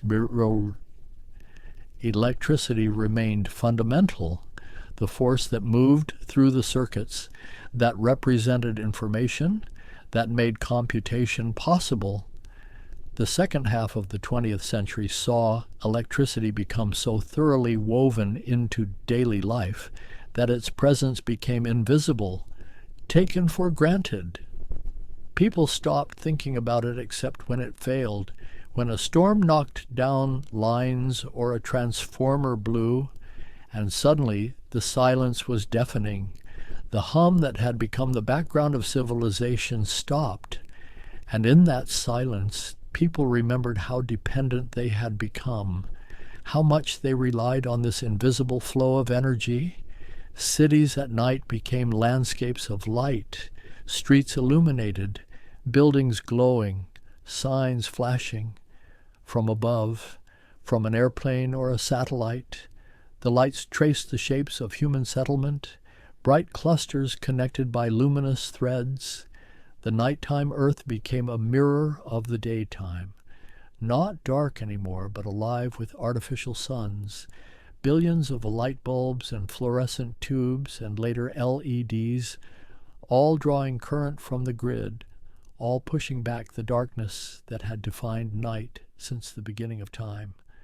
Nuclear power emerged, a new way to generate electricity, splitting atoms instead of burning coal, using the heat from controlled fission to boil water, to spin turbines, to turn generators. The first commercial nuclear power plant opened in 1957 in Pennsylvania, and others followed. Each one could produce enormous amounts of power without smoke, without the mountains of coal or rivers of oil that conventional plants required. Though the technology brought its own challenges, its own fears and careful regulations, it proved that electricity could come from the very structure of matter itself. From Einstein's famous equation made practical, solar panels appeared, devices that converted sunlight directly into electricity, using the photoelectric effect that Einstein had explained decades earlier. At first they were expensive, inefficient, used mainly in space where the advantages outweighed the cost. But gradually, year by year, they improved, became cheaper, more practical. People began putting them on roofs, in fields, in deserts, harvesting light, turning photons into current, closing a circle that stretched back to the sun, the ultimate source of nearly all energy on Earth. Wind turbines grew, evolved from small farm windmills into massive structures with blades longer than airplanes, standing in fields and offshore, turning steadily in the breeze. Their generators spun in the wind, producing electricity that fed into the grid alongside power from coal and gas and nuclear. The mix was changing, diversifying, moving towards sources that could be sustained indefinitely. That didn't depend on ancient carbon pulled from the ground. Through all this growth, all this evolution, the fundamental nature of electricity remained what Faraday and Maxwell had discovered, what Edison and Tesla had harnessed: electrons flowing through conductors, moving in response to voltage, creating magnetic fields, doing work. The physics hadn't changed, but humanity's ability to use them, to channel them, to build civilization around them, had grown beyond anything those early experimenters could have imagined. I think about the scale of it now. The global grid, not truly connected everywhere, but vast nonetheless. Generating stations by the thousands, transmission lines strung across continents, substations stepping voltage up and down, transformers on poles, wires running to every building, circuits behind every wall, electricity flowing constantly, invisibly, supporting everything, every computer, every light, every motor, every heater and cooler and communicator, all drawing from the same fundamental force that made amber attract feathers in ancient Greece. The internet arrived, computers connecting to computers, first in universities and government, then spreading, becoming commercial, becoming personal. Each connection required electricity, servers in climate-controlled rooms, routers directing traffic, fiber optic cables carrying light instead of electrons, but still requiring power to generate and detect that light. The digital world, the virtual spaces where so much of modern life happens, all of it runs on electricity. All of it would vanish instantly and completely. If the power stopped, mobile phones emerged, small computers that fit in a pocket, connected wirelessly to networks, to the internet, to each other. Each one contains a battery, a descendant of Volta's pile, storing electricity chemically and releasing it on demand. They charge from the grid, drawing power overnight or throughout the day, converting alternating current to direct, stepping voltage down, filling the battery so the device can run for hours, for days, before needing to connect again. Electric vehicles began to appear, first as experiments, then as products. Cars powered by batteries instead of gasoline, motors instead of engines. They represented a return to the early days of automobiles, when electric cars briefly competed with internal combustion, before the limitations of battery technology made them impractical. But a century of improvement in batteries, in motors, in power electronics, made them viable again, practical, increasingly common. The same grid that lit homes could now power transportation, could replace the burning of fuel with the flow of electrons. And still, underneath all the applications, all the devices and systems and networks, the basic reality remained simple. Electricity is the movement of charge, the flow of electrons through conductors, responding to voltage, creating effects. It can be generated by motion, by chemical reactions, by light, by heat. It can be stored, transmitted, transformed, used to create light or motion or heat or information. It follows laws that were discovered and described in the 19th century, laws that still hold, that still explain everything from the smallest circuit to the largest power grid. The story of electricity is the story of understanding, of taking something mysterious and invisible and learning its rules, its patterns, its possibilities. It's the story of patient observation, careful experiment, mathematical description, and then, crucially, practical application. The gap between knowing how something works and building useful things with that knowledge is vast, and crossing it required not just scientists, but engineers, entrepreneurs, electricians, linemen, regulators, investors, millions of people, each contributing a piece, each adding to what came before. As I trace this history from amber and wool to the electric world we inhabit now, I'm struck by the continuity, the way each discovery built on previous ones, the way understanding deepened gradually, layer upon layer. No single person invented electricity or discovered all its properties.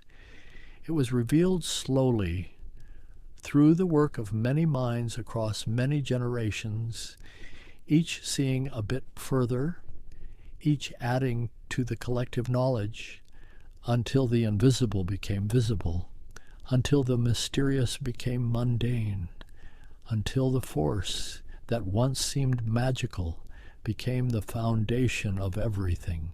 And perhaps that's the most remarkable thing, not that electricity powers our world, but that we learn to understand it at all, that we mapped the invisible, that we found the patterns in phenomena that our ancestors could only wonder at. That journey from mystery to mastery took centuries, required brilliance and persistence and countless failures, but it happened step by patient step, spark by tiny spark, until the darkness retreated and the modern world emerged, humming with current, alive with light. The deeper I move into this story, the more I realize that electricity is not just about power or light or convenience. It's about revealing the invisible architecture of reality, about discovering that the world operates according to rules we can learn, patterns we can predict, forces we can work with rather than simply endure. Before electricity was understood, the universe seemed more arbitrary, more capricious. Lightning struck without warning or reason. Sparks appeared mysteriously when wool touched amber. The northern lights danced in the sky with no explanation. These phenomena existed in the realm of wonder, of mythology, of divine intervention. But as people began to study them, to test and measure and theorize, the wonder didn't disappear. It transformed into something else, a different kind of awe, the recognition that nature follows laws, elegant and consistent, waiting to be discovered. There's something profound about the fact that the same force powers a thunderstorm and a light bulb, that the electricity in your nervous system, the signals moving from brain to muscle, from sense to thought, is fundamentally the same as the electricity in the wires behind your walls. It's all electrons, all charge in motion, all following the same principles that Maxwell described in his equations. The universe is unified in ways that aren't immediately obvious, and electricity was one of the first windows into that unity.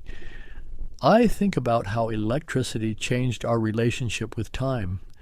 Before artificial light, human activity followed the sun. Work happened during daylight. Evening was for rest or simple tasks by firelight. The rhythm of life was tied to the rotation of the earth in ways it had been since consciousness began. But electric light broke that connection, made night into day, allowed work and activity and thought to continue regardless of the sun's position. Factories could run 3 shifts. Cities could stay awake. The circadian rhythms that had governed humanity for millennia suddenly faced competition from human-made light, constant and controllable. This wasn't entirely good, wasn't entirely progress without cost. We've learned that constant light disrupts sleep, confuses the biological systems that expect darkness, that need it, but it happened, and it can't be undone. The electric world doesn't turn off, doesn't sleep. It hums through the night, powering streetlights and hospitals and data centers, maintaining the infrastructure of connection and commerce that never pauses. And electricity enabled a kind of precision that wasn't possible before. When power came from water wheels or windmills or steam engines, it was variable, dependent on conditions, but electricity can be controlled with exquisite accuracy, voltage regulated to within millivolts, current adjusted in microseconds. This precision made possible everything from medical equipment to semiconductor manufacturing to the timing systems that keep the internet synchronized. Without the fine control that electricity allows, the modern world's complexity couldn't exist, couldn't function. There's also something worth considering about how invisible it all is. Most people use electricity constantly without thinking about where it comes from, how it's generated, how it reaches them. They flip switches, plug in devices, expect light and power and connection, and receive them, the infrastructure that makes this possible. The generating stations and transmission lines and transformers and substations, most of it is out of sight, taken for granted, noticed only when it fails. This invisibility is both a triumph and a vulnerability. A triumph because it means the system works so well, so reliably, that it fades into the background, becomes as expected as air or gravity, but a vulnerability because invisible systems are fragile systems. People don't protect or maintain or understand things they can't see, and the grid, for all its redundancy and robustness, is still susceptible to storms, to equipment failure, to the simple wear of time. We've built a civilization that depends entirely on something most people don't understand, can't see, can only trust, will keep flowing. Yet perhaps that trust is justified. The electrical grid is one of humanity's greatest collective achievements, a system that requires cooperation across jurisdictions and companies and countries, that requires constant maintenance and upgrading and balancing, that works because thousands of people, engineers and technicians and planners, make it work every day, every hour, adjusting loads and routing power and fixing problems before most people know they exist. And the story continues, still unfolding. Solar panels become cheaper, more efficient. Wind turbines grow larger, more capable. Battery technology improves, able to store more energy, discharge it more reliably. The grid is transforming again, becoming more distributed, less dependent on massive centralized plants, more resilient, more sustainable. The next chapter is being written now by engineers and scientists working on problems their predecessors couldn't have imagined, using tools that wouldn't exist without electricity to solve challenges about electricity itself. There's a poetry to it, a circularity.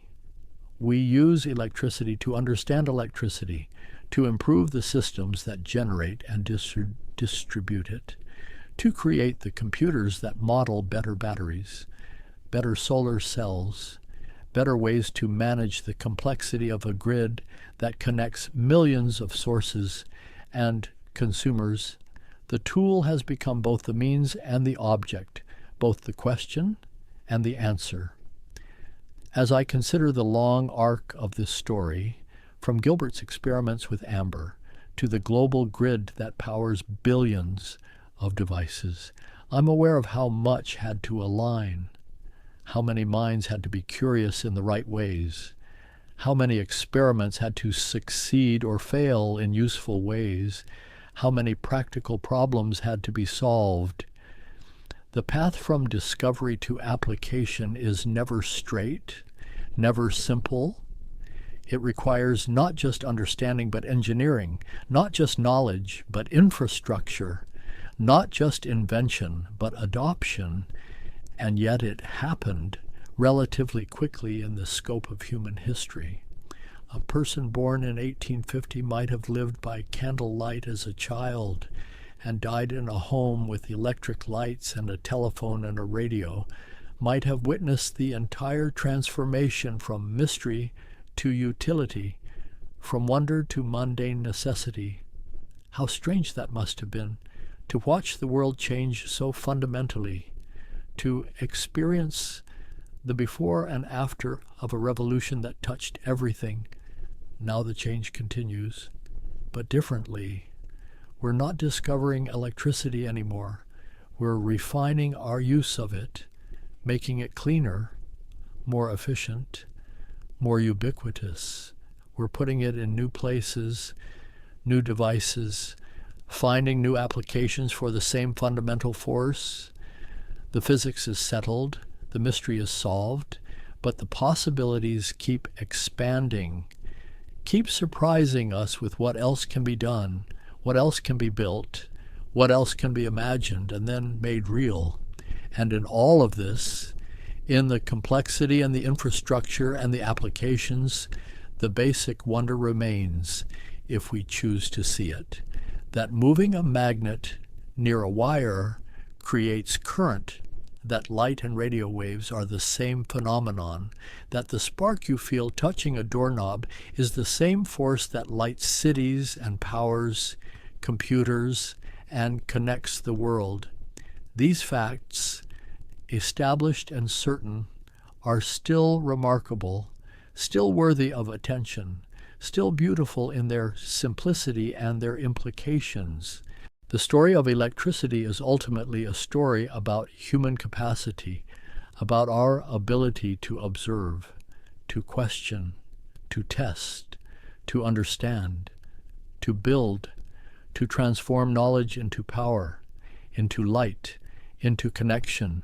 It's a story that isn't finished, that continues in laboratories and power plants and homes, in every device that draws current, in every wire carrying charge from place to place, in every mind still curious about how things work and how they might work better. And so I find myself here at the end of this long contemplation, having traced the arc from ancient amber to the electric present, from mystery to mastery, from darkness to perpetual light. The story could continue, could branch into 1,000 tributaries, each interesting, each worthy of exploration. But perhaps this is enough. Perhaps the outline is clear. Electricity is everywhere now, in everything. It's in the device displaying these words, in the networks that transmitted them, in the lights illuminating the room, in the refrigerator humming in the kitchen, in the car waiting to be charged, in the phone in your pocket, in the infrastructure underlying civilization, invisible but essential, taken for granted but remarkable. I think about those early experimenters, Franklin with his kite, Faraday with his coils, Maxwell with his equations. They were trying to understand something invisible, something that couldn't be seen or held, only felt, only inferred from its effects. And they succeeded. They mapped the territory. They found the rules. They gave us the knowledge that others would build upon, would transform into the electric world we inhabit. And that world keeps changing, keeps evolving. The next generation will tell their own stories about electricity, about new ways to generate it, store it, use it. They'll solve problems we haven't fully recognized yet. They'll make improvements we can only imagine. But they'll build on the same foundation, the same understanding, the same fundamental physics that was discovered in laboratories centuries ago by people who were simply curious, who wanted to know why amber attracted feathers, why lightning struck, what this invisible force might be. The circle completes itself in a way. We began with wonder, with mystery, with things unexplained. And now, having explained so much, having harnessed and controlled and built with electricity, we can return to wonder, can choose to see the remarkable in the everyday, can appreciate that the light above you, the device in your hand, the world you move through, all of it depends on something discovered piece by piece, understood gradually, applied patiently by people who came before, who asked questions and sought answers and shared what they learned. As this story draws to a close, as the words slow and the thoughts settle, I'm left with a simple appreciation for the invisible forces that shape our world, for the human capacity to understand them, for the long, slow accumulation of knowledge that brought us from darkness to light, from isolation to connection, from mystery to not certainty exactly, but understanding, workable understanding, sufficient to build a world, sufficient to power civilization, sufficient to illuminate the night. The electrons keep flowing through wires and circuits and devices, doing their work, moving in response to voltage, following paths laid down by engineers, carrying power and information and possibility. They've been flowing since the first generator spun. since the first batteries discharged, and they'll keep flowing, invisible and essential. The current beneath everything, the force we learn to harness, the light we learn to summon, the connection we learn to maintain. And perhaps that's where the story rests.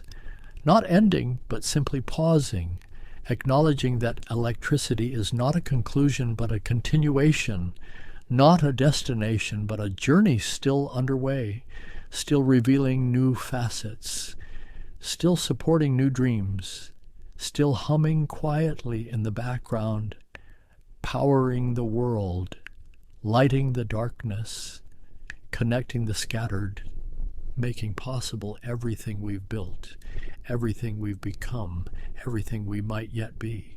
The lights glow softly, the current flows steadily, and the night, once so dark, is filled with illumination, with connection, with the gentle hum of civilization powered by understanding, by curiosity, by the long, slow, patient work of discovery us. And in that soft glow, in that steady hum, the story continues quiet and constant, invisible but everywhere, as fundamental as breath, as present as light, as essential as the current that flows endlessly through everything. I imagine a world emerging slowly from shadow, a time when the light fell differently across the land, when the rhythm of days moved to the turning of seasons and the tolling of bells that echoed across valleys still thick with ancient forest. Medieval Europe, a phrase that conjures something distant, something half-remembered, like a dream that lingers just beyond the edge of waking thought. But it was real as stone and earth and the hands that shaped them, as real as the breath of millions who lived and loved and labored beneath skies we would scarcely recognize. The air smells different here, wood smoke curling from 1,000 hearths, the rich dark scent of turned earth in fields that stretch beyond sight, and something else, something harder to name, the mineral tang of quarried stone, the sweet decay of thatch, the intermingling of animals and humans in spaces far more intimate than we might imagine today. I find myself standing at the edge of a village, though village feels too simple a word for what unfolds before me, a cluster of structures that seem to grow from the land itself, timber and daub and wattle woven together with a craft passed down through generations, who never wrote their names, who left no grand monuments, but whose hands shaped every beam and post with patient knowing. The great church rises at the center, not yet the soaring cathedral of later centuries, but solid, present, its thick walls bearing the weight of more than timber and stone, bearing the weight of community and memory and something approaching forever in the minds of those who built it, who would never see its completion, but trusted that their children and their children's children would continue the work. Time moved differently then, or perhaps it's only that we move differently now, rushing, always rushing, while here in this other world, this medieval landscape, there is a quality of patience woven into the very fabric of existence, the patience of the mason who carves a single stone for days, knowing it will fit with 1,000 others he will never touch, the patience of the scribe who copies manuscripts by candlelight, preserving words in languages both living and slowly dying, the patience of the farmer who tends the same strips of land his grandfather tended, trusting the old rotations, the fallow years that let the earth breathe and recover. The light here has a particular quality, softer somehow, filtering through air thick with moisture from endless forests and wetlands not yet drained, through smoke from fires that never fully die, banked each night and coaxed to life each morning, a continuity of flame that connects one day to the next in an unbroken thread. I notice the sounds, or rather the absence of sounds we take for granted. No mechanical hum, no distant traffic, no electrical buzz. Instead, the low of cattle being driven to common pasture, the rhythmic strike of a blacksmith's hammer on anvil, the call of a woman selling bread in the market square, voices rising in plain chant from the church, a weaving of human and animal and natural sound that creates its own kind of music. The world is smaller here, and yet somehow larger. Smaller because most people will never travel more than a day's walk from where they were born, because news arrives slowly, carried by travelers and merchants and the occasional herald, because the known world extends only as far as rumor and imagination, and yet larger because each place contains multitudes, because a single manor or monastery might hold all the complexity of the governance and craft and spiritual yearning that we now scatter across cities. I think of the 1,000 years we call medieval, though those who lived them knew no such name. They did not think of themselves as a middle or between. They were simply present, living in what they understood as the fullness of time, in a world that had always been and would always be, or so it seemed until the slow accumulation of changes, barely perceptible in a single lifetime, began to shift the very foundations of how humans organized themselves and understood their place in creation, from the ruins of Rome's Western Empire, from the migrations and settlements and slow blendings of peoples, from the spread of Christian monasticism and the adaptation of older traditions. Something new took shape, something we can only see clearly from this great distance, something that seemed eternal to those within it, and yet was always, always in the process of becoming. The evening draws closer, the light growing thicker, more golden, and I find myself drawn deeper into this landscape, ready to wander through the centuries that stretch ahead, through the kingdoms and villages and monasteries, through the minds and hearts of people who seem so distant, and yet, in their fundamental humanness, in their capacity for wonder and cruelty and tenderness and fear, are perhaps not so different from those who would come after. The story begins not with a single moment, but with a slow unraveling, the gradual dissolution of an empire that had seemed as permanent as the mountains themselves. Rome, that word which had meant order and roads and law stretching from Britain to the deserts of Africa, began to contract, to pull back, like a tide that would never return. In the year 410, a date that would echo through centuries, the Visigoths entered Rome, not as visitors or supplicants, but as conquerors. And though the city had long since ceased to be the true center of imperial power, the symbolic weight of this moment rippled outward, a signal that the old certainties were crumbling, that the world was entering a time of transformation so profound that those living through it could scarcely comprehend the magnitude of change. But the end of Rome was not the end of everything. This is crucial to understand. The people did not vanish. The knowledge did not simply disappear into darkness. Instead, a long, slow process of adaptation began. A blending of Roman provincial culture with the customs and structures of the Germanic peoples who had been moving settling, integrating themselves into the fabric of the empire for generations. In Gaul, in Hispania, in Britain, and along the Rhine and Danube, new kingdoms emerged, led by warriors who had served in Roman armies, who had learned Latin and adopted Roman titles, who married into Roman families and converted to Christianity, creating something hybrid, something that carried forward elements of the old world, even as it forged new patterns of authority and belonging.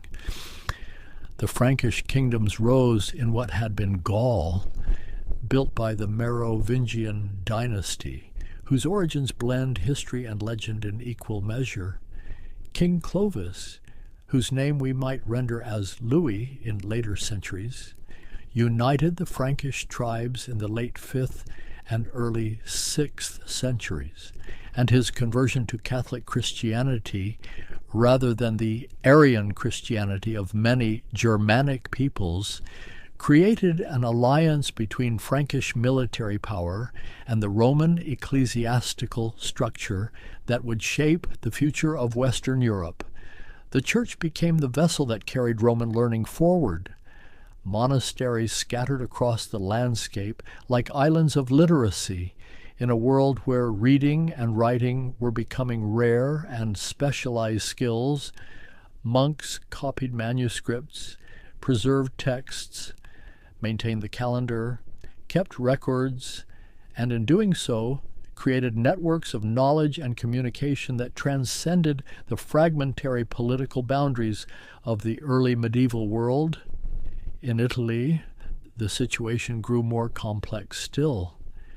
The Ostrogoths established a kingdom that tried to maintain Roman administrative structures, their king Theodoric ruling from Ravenna, attempting to balance Gothic military culture with Roman civilian governance, but this fragile arrangement collapsed in the mid-6th century when the Byzantine Empire, the eastern remnant of Rome that had never fallen, launched a campaign to reconquer the West.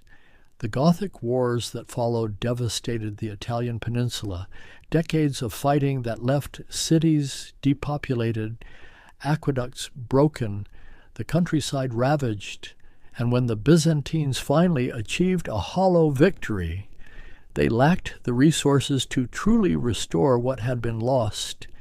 And within a generation, a new Germanic people, the Lombards, swept down from the north, establishing their own kingdom in northern and central Italy, fragmenting the peninsula into a patchwork that would persist for over 1,000 years. Britain followed its own trajectory, more isolated, more completely severed from the Mediterranean world. The Anglo-Saxon kingdoms that emerged there after the Roman withdrawal developed with less direct continuity from the Roman past, their language and culture drawing more heavily from their Germanic roots, though Christianity would eventually arrive, brought by missionaries from both Rome and the Celtic monasteries of Ireland, creating new connections to the broader Christian world. In Hispania, the Visigothic kingdom established itself, eventually converting from Arian to Catholic Christianity in the late 6th century, creating a realm that blended Roman law and Gothic military tradition, a kingdom that seemed stable and enduring until the early 8th century would bring dramatic and unexpected transformation. Ireland, never conquered by Rome, developed its own distinctive form of medieval culture, Celtic Christianity flowering in monasteries that became centers of learning and artistry, producing illuminated manuscripts of breathtaking beauty, sending missionaries back to Britain and across to the continent, contributing to the gradual Christianization and cultural development of the post-Roman world. The 7th century brought new challenges and new energies.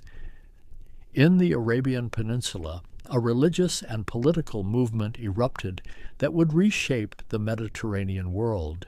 Islam, spreading with remarkable speed through the Middle East, across North Africa, and in 711, across the Straits of Gibraltar into Hispania, the Visigothic kingdom collapsed in a matter of years, and a new reality emerged, Al-Andalus, a Muslim polity in Western Europe that would become a center of learning and culture, while Christian kingdoms persisted in the mountainous north, beginning the long, slow process of the Reconquista that would take centuries to complete.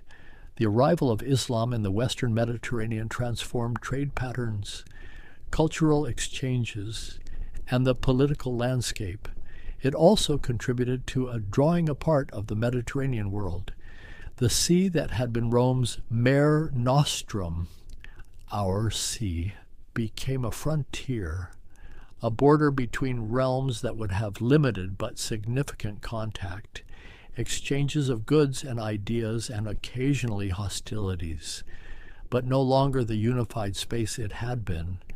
In the Frankish kingdoms, a new dynasty rose to power, the Carolingians, who began as mayors of the palace, administrators for increasingly weak Merovingian kings, until finally, in 751, Pepin the Short claimed the throne with papal blessing, creating a new alliance between the Frankish monarchy and the papacy that would define much of medieval European politics. Pepin's son would be remembered as Charles the Great, Charlemagne, who in the late 8th and early 9th centuries created an empire that stretched from the Pyrenees to the Elbe, from the North Sea to Rome, a realm larger than any in Western Europe since the fall of the Roman Empire. He was crowned emperor by the Pope on Christmas Day in the year 800, a symbolic moment that attempted to revive the idea of a Christian Roman Empire in the West, though the reality was something quite different from what Rome had been. The Carolingian Renaissance brought renewed attention to learning, to classical texts, to education. Charlemagne gathered scholars from across Europe to his court, mandated the establishment of schools, standardized religious practice, encouraged the copying of manuscripts in a new clear script, Carolingian minuscule, that would influence European handwriting for centuries. This was not a restoration of classical culture, but an adaptation, a Christian reworking of selected elements of the Roman past. The monasteries expanded their role during this period, becoming not just centers of prayer and manuscript production, but also agricultural innovators, managing vast estates, developing new techniques for cultivation and animal husbandry, creating surplus that supported not just the monastic communities themselves, but also schools and hospitals and charity for the poor. The rule of Saint Benedict, written in the 6th century, became the dominant framework for monastic life in Western Europe. Its carefully balanced schedule of prayer and work and study, its moderate approach to asceticism, its emphasis on stability and obedience and community, created institutions that could endure across generations, that could accumulate wealth and knowledge and influence. But the Carolingian Empire could not hold. The centrifugal forces were too strong, the administrative structures too weak, the custom of dividing realms among sons too deeply ingrained, and after Charlemagne's death, and the brief reign of his son Louis the Pious, the empire fractured, divided by the Treaty of Verdun in 843 into 3 kingdoms that roughly prefigured the later divisions between France and Germany and Italy, though the boundaries would shift endlessly in the centuries to come. The 9th and 10th centuries brought new waves of invasion and disruption. From the north, the Vikings, Norse seafarers and raiders who struck with devastating speed, their shallow draft ships allowing them to penetrate deep into river systems, raiding monasteries and towns, eventually settling and establishing their own territories, the Danelaw in England, Normandy in Francia, creating new cultural blendings and political arrangements.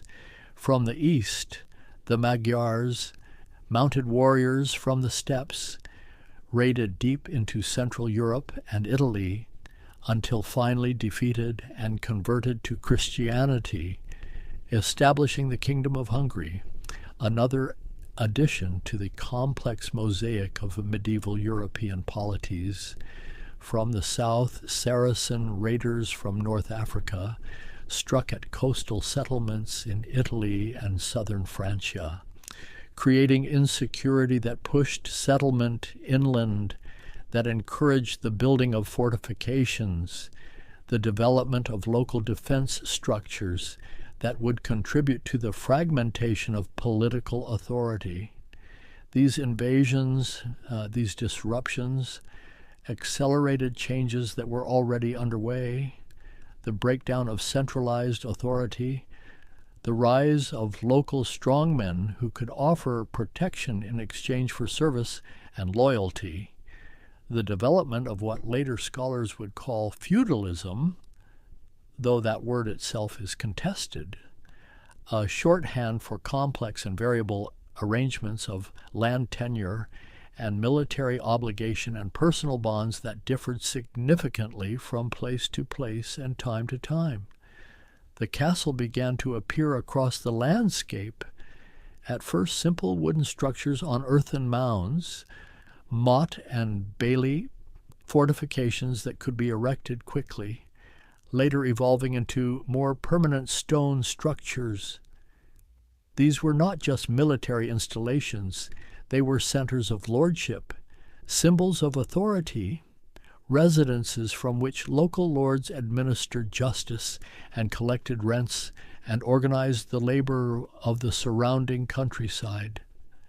The year 1000 approached, and though apocalyptic fears were likely less widespread than later legends would suggest, there was nevertheless a sense of time deepening, of the world acquiring age and weight. The early medieval period, the age of migrations and invasions and fragmentation, was giving way to something new, to a period of relative stability and growth, to a flourishing of culture and economy and political organization that would characterize the high medieval period. But that transformation, that flowering, belongs to another chapter of this long, slow story. The 11th century dawned with a new energy, a quickening of life that manifested in stone and parchment and the steady expansion of cultivated land. The population was growing, slowly at first, then with gathering momentum, and with this growth came new possibilities, new complexities, new forms of organization that would define what historians call the High Middle Ages. The landscape itself was being transformed. Forests that had stood since time immemorial fell to the axe. Marshes were drained. New villages appeared in clearings. The great work of internal colonization as people pushed into marginal lands, bringing them under cultivation, extending the reach of human settlement and agriculture into spaces that had been wild. This was not conquest in the military sense, but a slower, more patient kind of expansion, the conquest of nature through labor. The technology of farming evolved, the heavy plow with its iron blade and wheels, capable of turning the dense soils of northern Europe, became more widespread. The three-field system replaced older two-field rotations in many regions, allowing more intensive use of the land. One field in winter grain, one in spring grain, one lying fallow, a rhythm that increased yields and supported larger populations, the horse collar, a seemingly simple innovation, transformed agricultural labor, allowing horses to pull plows and carts without the choking effect of older harness designs. Horses were faster than oxen, could work longer hours, and their use spread gradually across the countryside, changing the pace and productivity of rural life. Mills multiplied along rivers and streams, water wheels turning grinding stones, converting grain to flour with mechanical power rather than human muscle. These mills became markers of lordship, monopolies that peasants were required to use, paying fees that enriched the lords who controlled them. But they also represented a harnessing of natural forces, an application of engineering knowledge that increased efficiency and freed human labor for other tasks. The monasteries continued their expansion, new orders emerged, each with its own interpretation of how the religious life should be lived. The Cluniacs emphasized elaborate liturgy and independence from local secular control, their mother house at Cluny becoming the center of a network of dependent priories that stretched across Europe. Their church rebuilt in the late 11th century to be the largest in Christendom, a statement of spiritual ambition rendered in stone. The Cistercians represented a different vision, a return to stricter observance of the Benedictine rule. They sought out remote locations, cleared land, built their austere churches without decoration or ornament, developed expertise in agriculture and especially sheep farming, their white-robed monks becoming masters of estate management, creating economic enterprises that accumulated vast wealth even as they preached poverty and simplicity. Towns began to grow. Old Roman settlements reawakened. New market centers emerged at crossroads and river crossings. These were not yet the great cities of later centuries, but their appearance marked a significant shift, a revival of urban life in regions where it had nearly disappeared. Walls went up. Guilds formed. Merchants and artisans organized themselves into communities with their own customs and privileges, negotiating charters from lords and kings that granted them degrees of self-governance. The growth of towns created new social categories, people who were neither nobles nor peasants nor clergy, burghers, townspeople whose wealth came from trade and craft rather than land, whose loyalty was to their community rather than to a personal lord.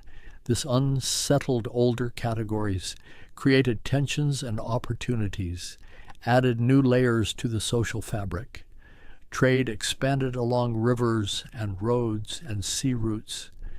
The Mediterranean came alive with Italian merchants, Venice and Genoa and Pisa competing for dominance, establishing trading posts in the Byzantine Empire and the Crusader states, bringing Eastern goods, spices and silk and precious metals to Western markets, growing wealthy on the margins of exchange. In the north, the Baltic, that became a zone of intensive commerce. German merchants formed the Hanseatic League, a confederation of trading cities that dominated commerce from Novgorod to London, their cogs, sturdy sailing ships with high sides, carried timber and furs and amber and grain, linking the northern world in networks of exchange. The fairs of Champagne became meeting points where northern and southern trade routes intersected. Merchants from across Europe gathered at designated times and places, exchanging goods, settling accounts, developing the financial instruments, letters of credit and bills of exchange that allowed commerce to operate across great distances without the need to transport heavy coins. The castle evolved from simple wooden structures to elaborate stone fortifications. The Norman keep, square and solid, rising multiple stories with thick walls and small windows, designed to withstand siege. These were expensive to build, requiring skilled masons and years of labor. Their presence on the landscape declared the power and permanence of those who built them. The cathedral became the defining architectural achievement of the age. The Romanesque style of the 11th and early 12th centuries, with its round arches and massive pillars and barrel vaults, created spaces of profound solidity, churches that seemed to anchor earth to heaven through sheer weight of stone. Durham, Spire, Santiago de Compostela, each a masterwork of engineering and devotion. Then, in the mid-12th century, a new style emerged from the Ile-de-France, what later ages would call Gothic, pointed arches and ribbed vaults and flying buttresses, innovations that allowed walls to rise higher and thinner, that permitted the insertion of vast windows filled with colored glass, transforming the interior into spaces of colored light. Abbot Suger at Saint-Denis articulated a theology of light, the divine made manifest through radiance and beauty, and this vision spread. Chartres, Notre-Dame de Paris, Amiens, Cologne, Salisbury, each pushing the limits of what stone and glass could achieve. These cathedrals took generations to complete, entire lifetimes spent cutting stone and laying foundations, carving capitals and corbels, mixing mortar and hoisting blocks into place. The names of most workers are lost to us, anonymous craftsmen whose skill created beauty that would endure for centuries. But the buildings themselves stand as testimony to their mastery, to the patient accumulation of knowledge about structure and proportion, and the behavior of materials under stress. The universities emerged in the 12th and 13th centuries. Bologna, Paris, Oxford, Cambridge. Communities of masters and students organized to pursue learning, initially focused on theology and law and medicine and the liberal arts, the 7 traditional disciplines inherited from antiquity: grammar, rhetoric, logic, arithmetic, geometry, astronomy, music, the foundation of medieval education, the recovery of Aristotle's works, transmitted through Arabic translations and commentaries, revolutionized medieval thought. Suddenly there was access to a comprehensive philosophical system, a way of understanding the natural world through reason and observation. This created both opportunity and crisis. How to reconcile Aristotelian philosophy with Christian theology? How to integrate pagan learning with revealed truth?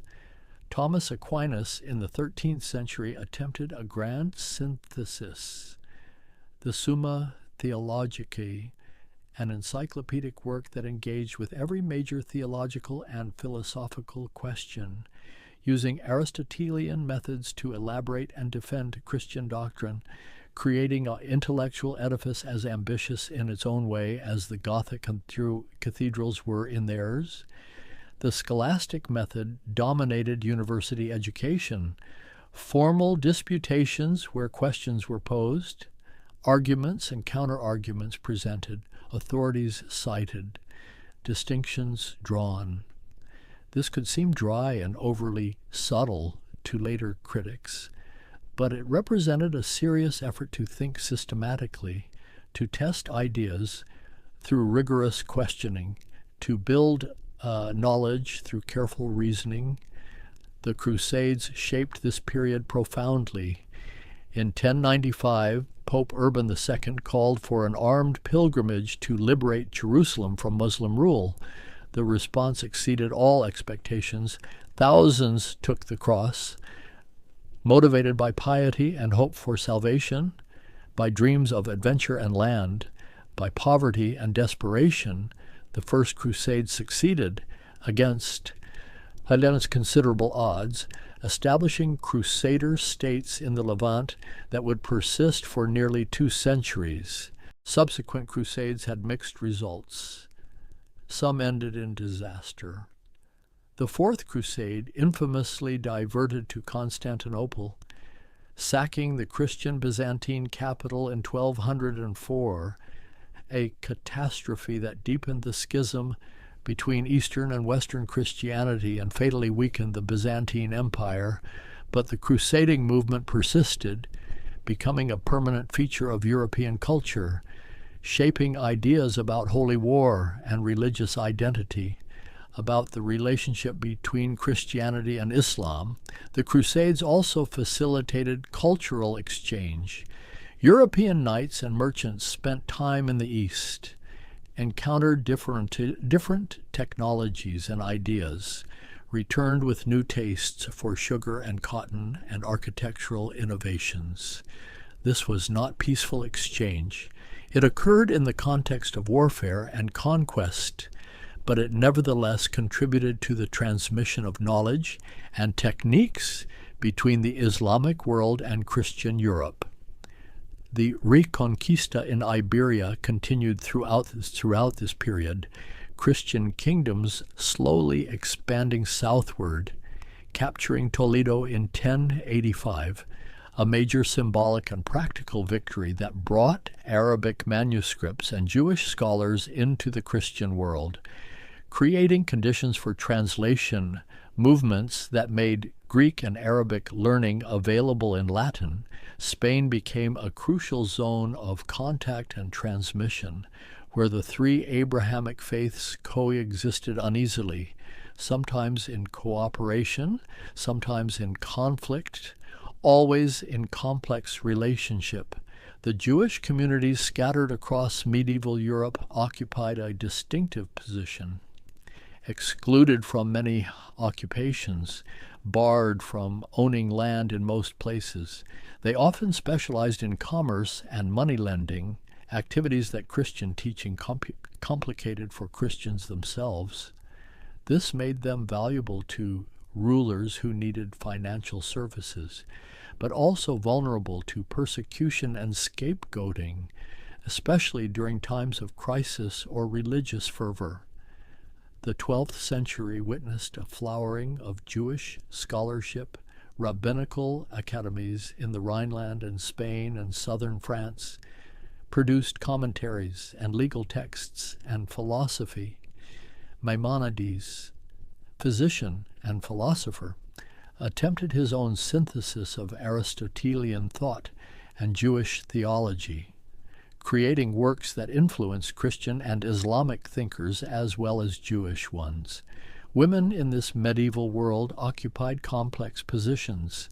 Legal status varied by region and social class. Noble women could wield considerable power, managing estates in their husband's absence, arranging marriages, patronizing religious foundations. Eleanor of Aquitaine, who was Queen of France and then England, participated directly in politics and governance, supporting her sons in rebellion against her husband, riding on crusade, living to see her grandchildren positioned across the thrones of Europe. Peasant women worked alongside men in fields and gardens, managed households, performed the endless labor of food preparation and textile production, spinning and weaving and sewing that clothed their families and generated surplus for trade or rent.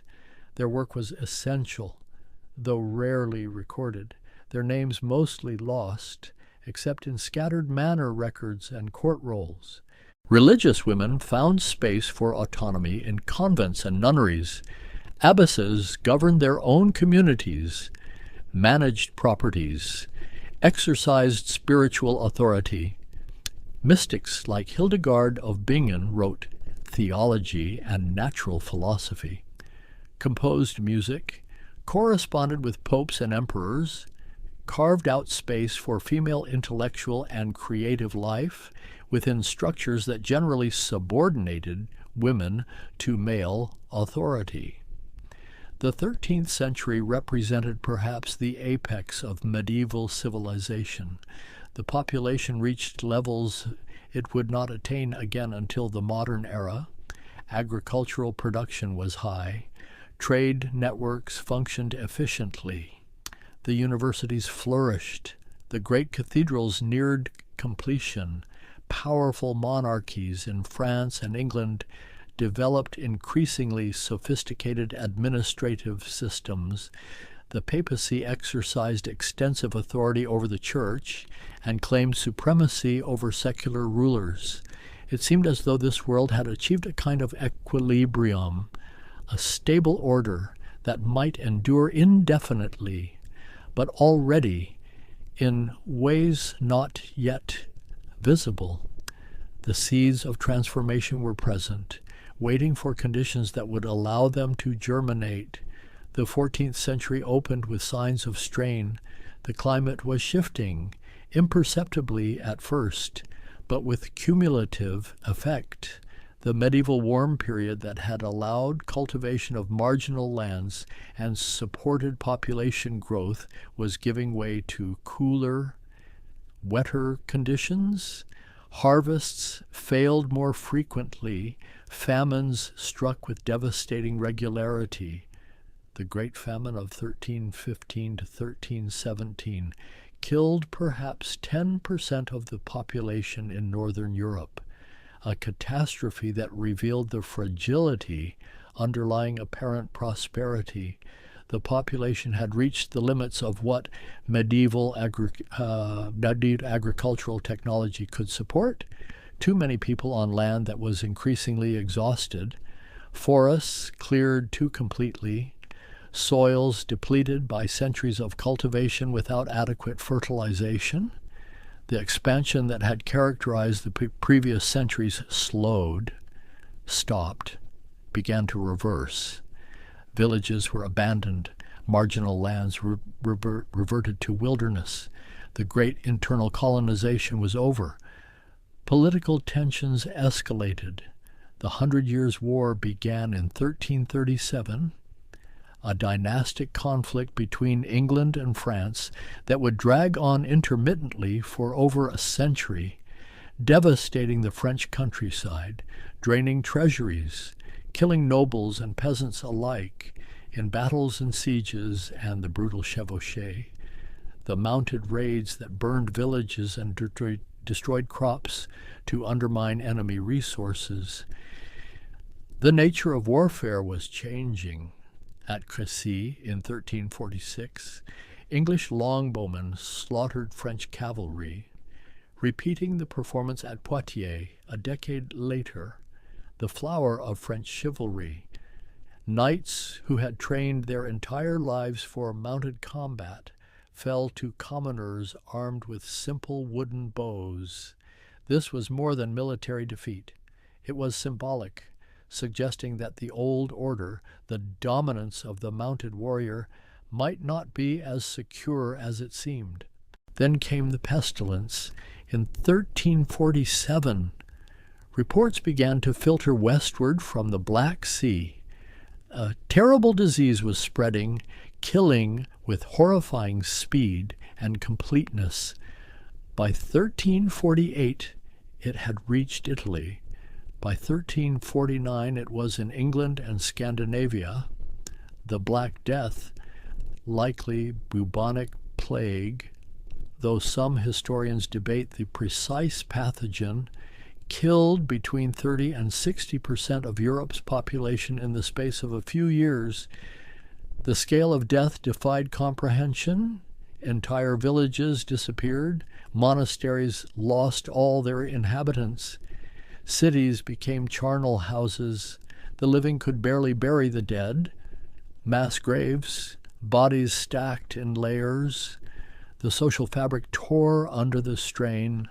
Some turned to frantic piety, flagellants whipping themselves in public processions, seeking to appease divine wrath, others to scapegoating, pogroms against Jewish communities accused of poisoning wells, massacres that revealed the depths of hatred and fear.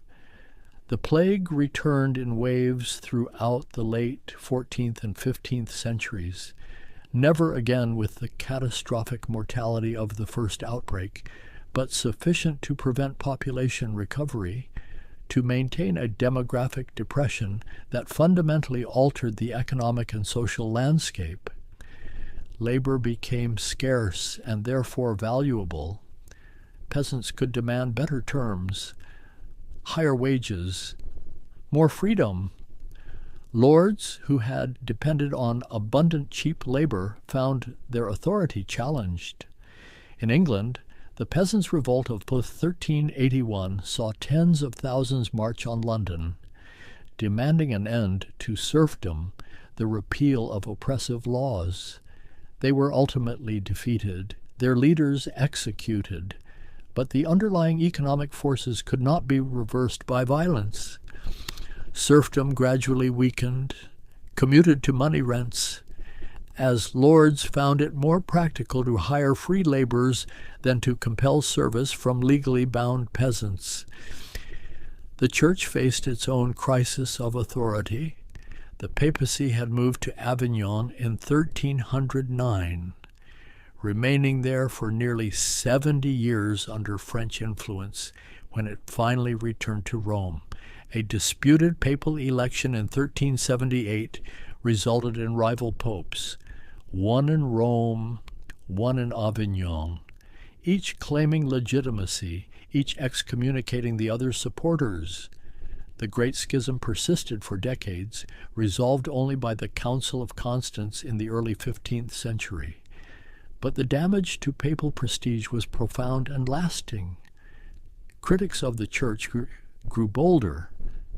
John Wycliffe in England questioned papal authority, argued for scripture in the vernacular, challenged transubstantiation. His followers, the Lollards, persisted despite persecution in Bohemia.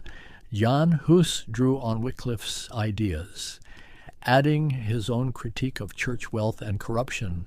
He was burned as a heretic in 1415, but his movement sparked wars that ravaged Central Europe for decades.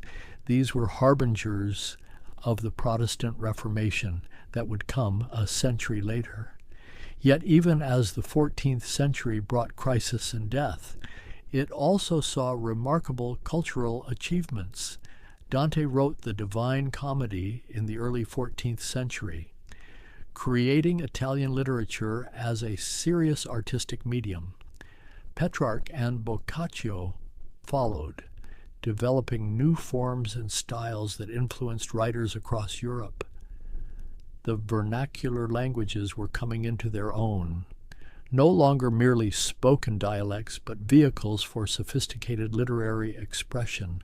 In painting, Giotto broke with the flat, stylized figures of medieval art, creating forms with weight and volume, placing them in convincing spatial settings.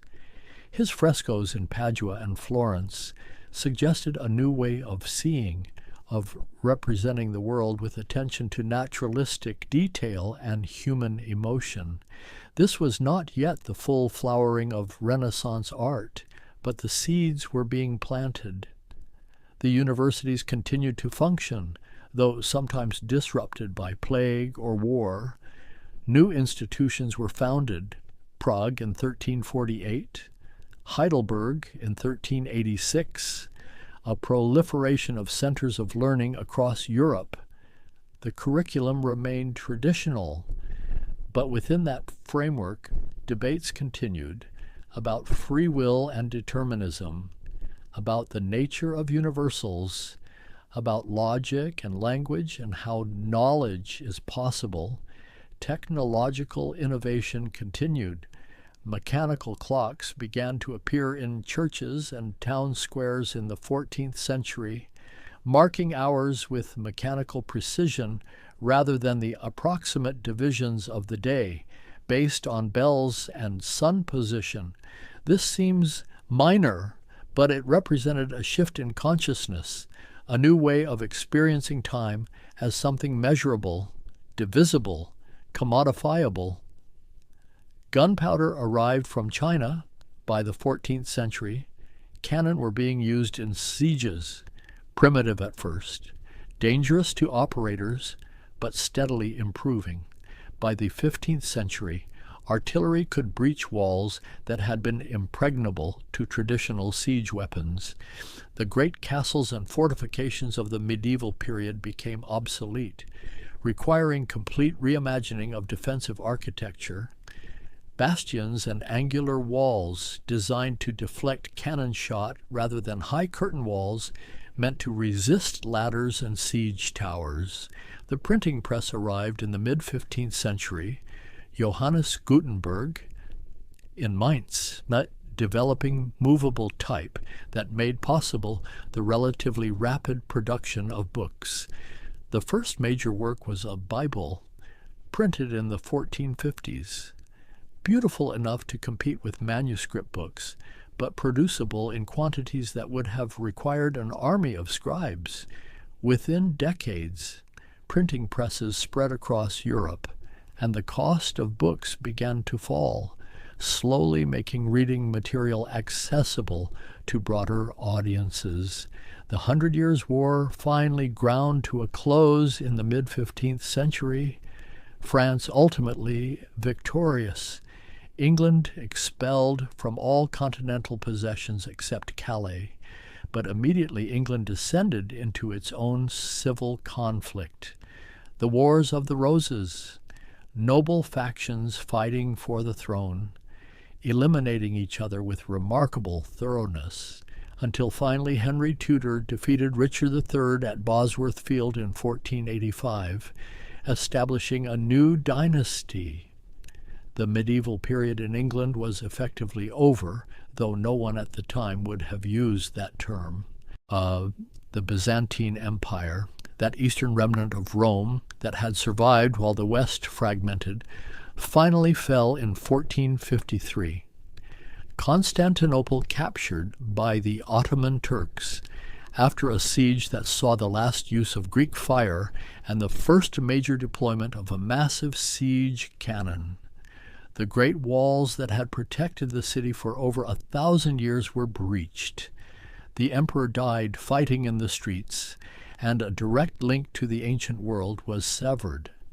Greek scholars fled west, bringing manuscripts and knowledge, contributing to the revival of classical learning that was already underway in Italy.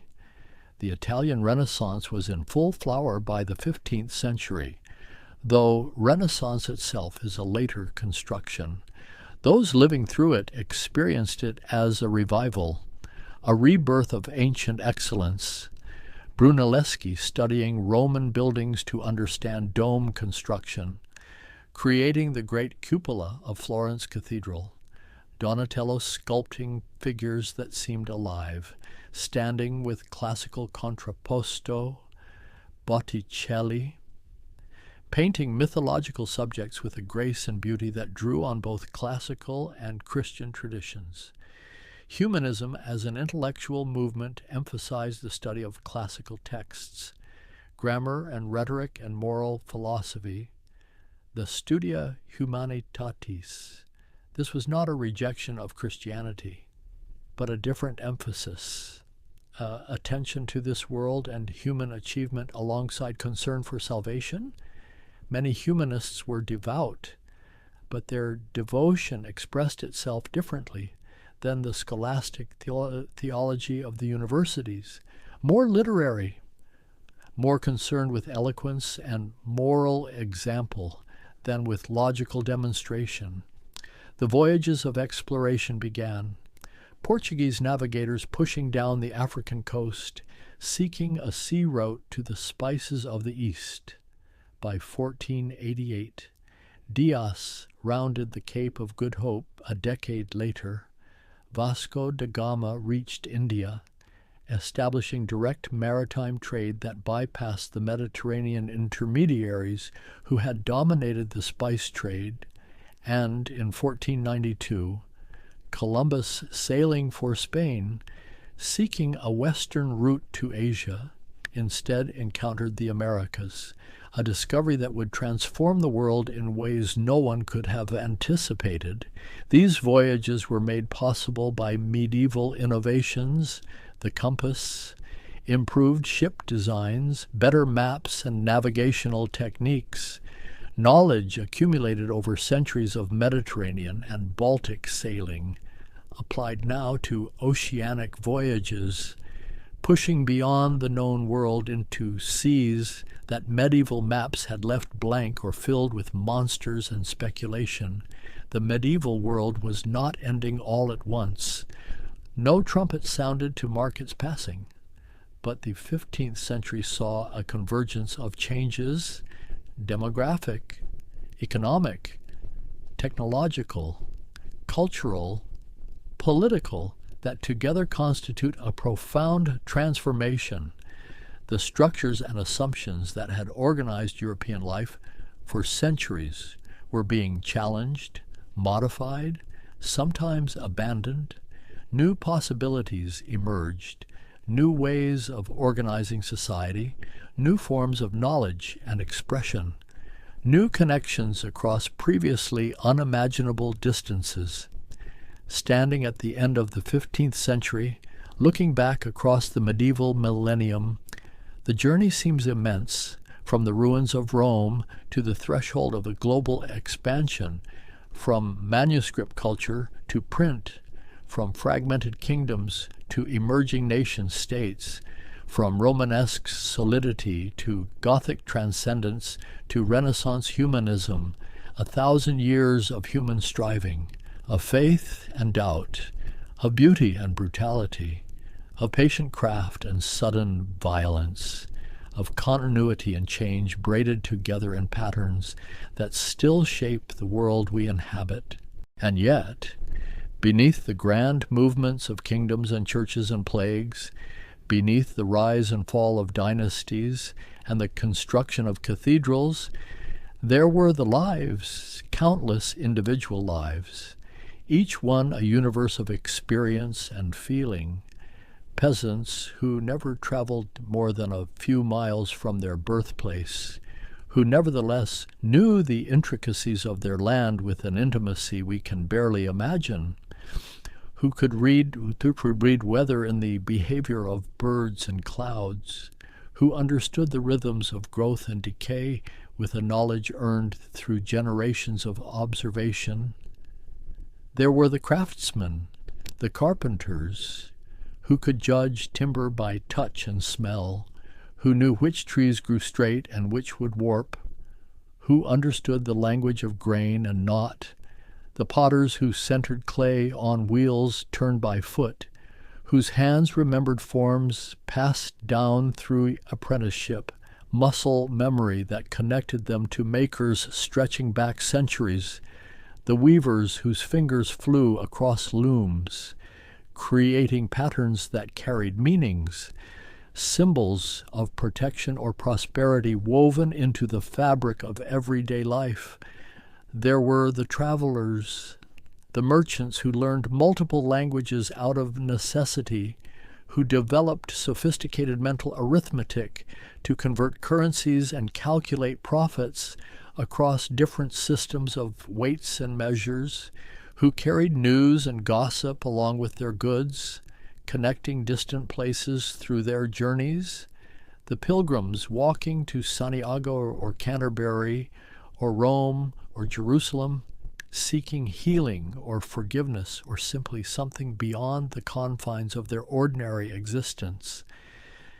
There were the children, growing up in worlds we can only partially reconstruct, learning through watching and imitating, beginning work, young, sometimes very young, but also playing games that appear in manuscript margins, tag and ball games and games with dolls and toy weapons, experiencing childhood in ways both utterly different from modern experience and yet recognizably human, the same delight in movement and imagination, the same need for affection and security.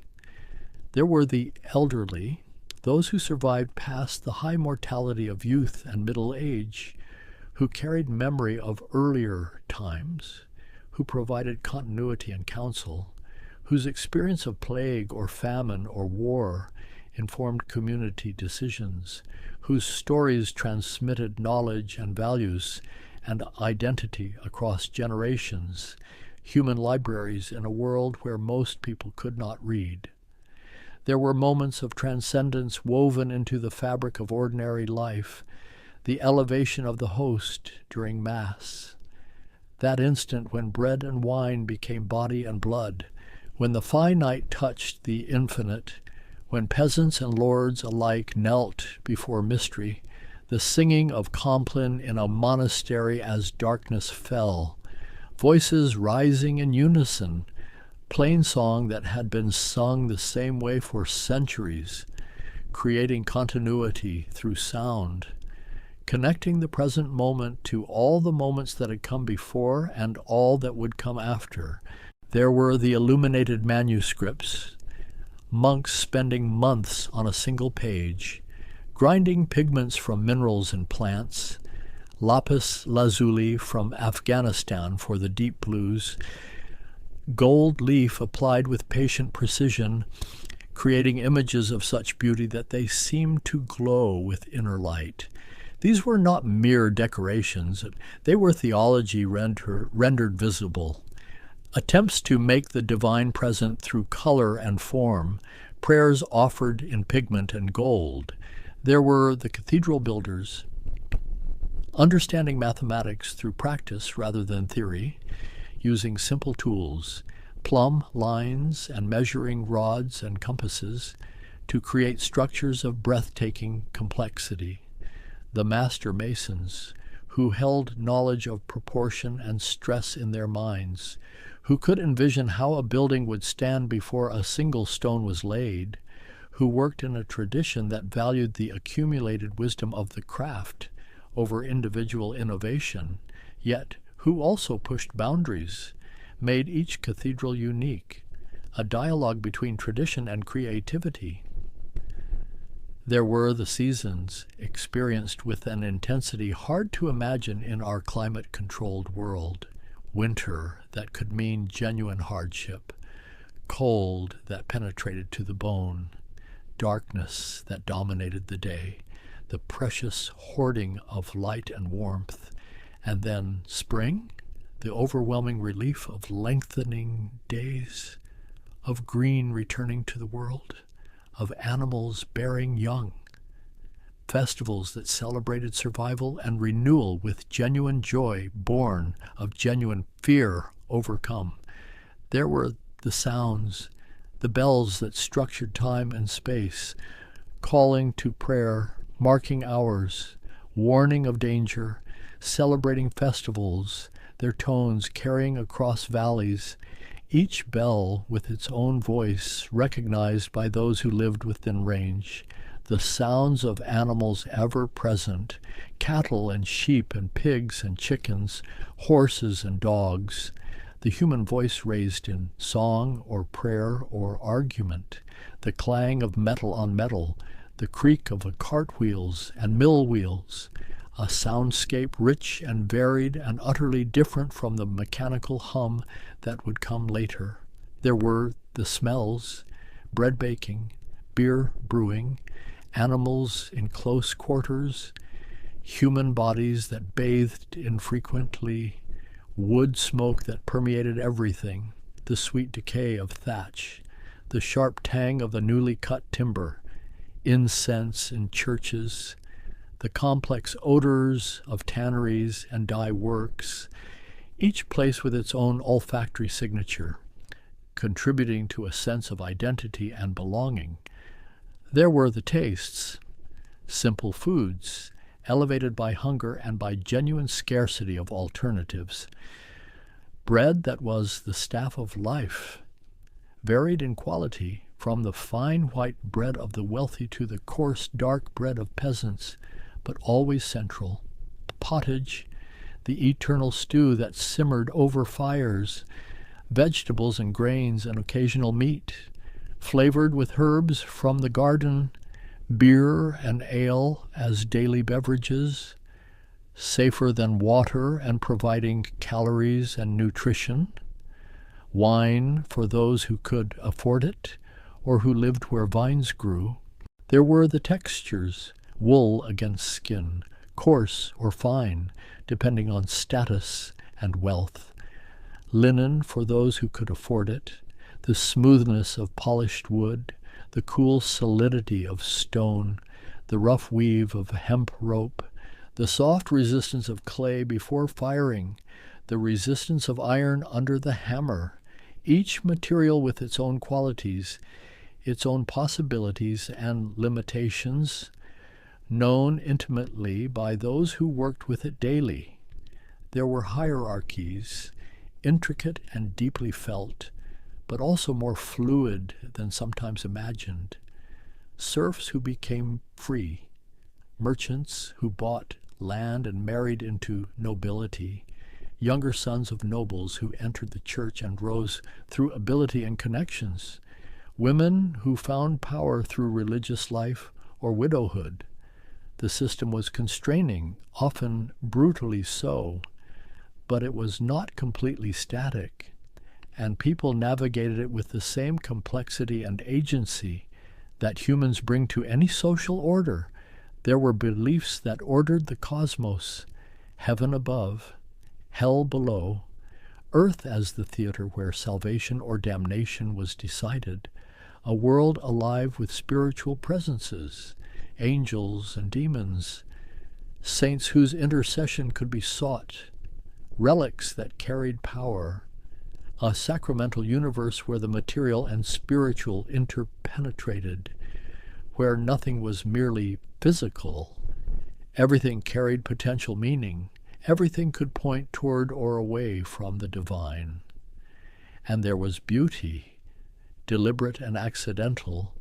The rose window at Chartres, light transformed into color and pattern, speaking of order and radiance, the songs of troubadours, love elevated to art, desire transmuted into poetry, the decorated initials in manuscripts, playful and profound, monks allowing humor and observation to intrude into sacred texts, marginal figures that reveal the vitality and strangeness of medieval imagination, rabbits, hunting hunters, foxes preaching to geese, the world turned upside down in the borders of the page. The medieval world was not, as sometimes imagined, merely a bridge between classical antiquity and the modern world, a dark interval to be endured and overcome.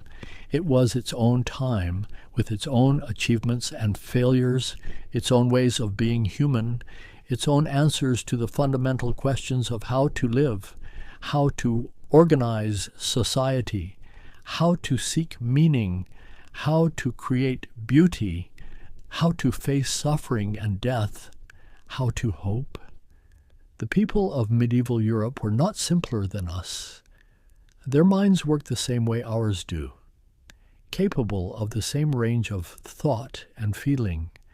They were constrained by different material conditions, possessed different knowledge, held different beliefs, but they were fully human, loving and hating, creating and destroying, hoping and despairing, finding joy in small things and wrestling with large questions, building lives of meaning within the circumstances they inherited and the choices they made.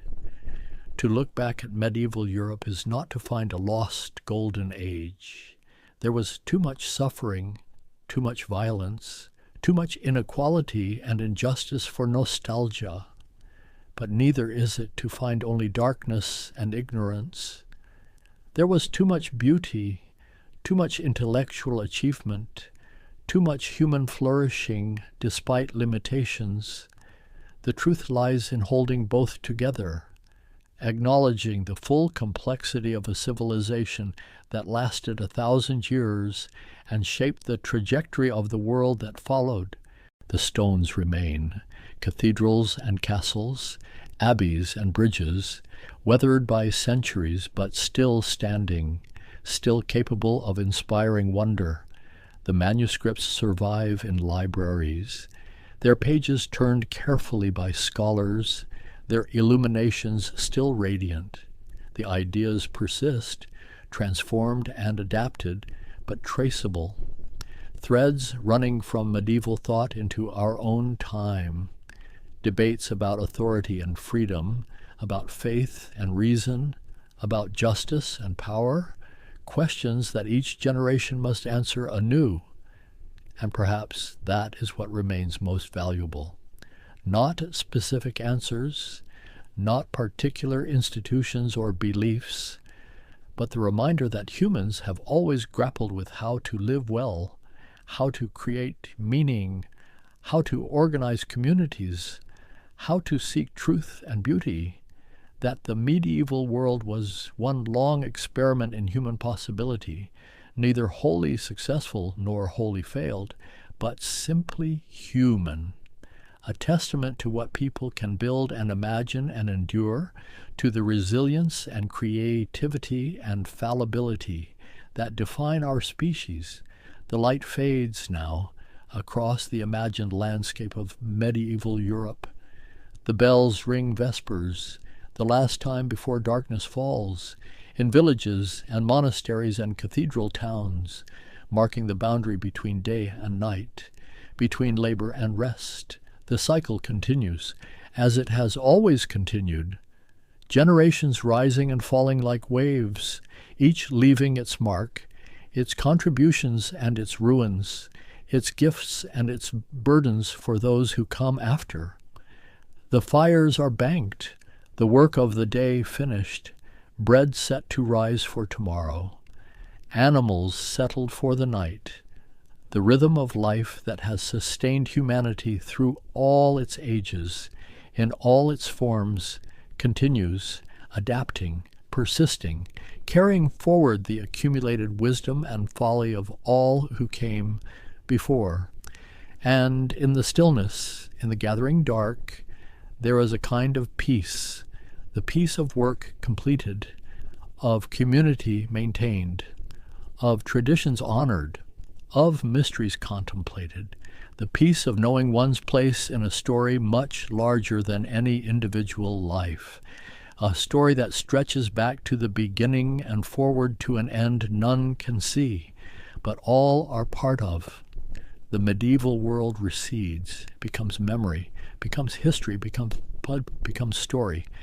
And in becoming story, it remains accessible to imagination, available for contemplation, 1,000 years condensed into images and ideas, fragments and monuments, texts and traditions, inviting us to wonder, to question, to remember that other ways of being human have existed. Other answers have been tried, other beauties created, other challenges faced. The darkness is complete now.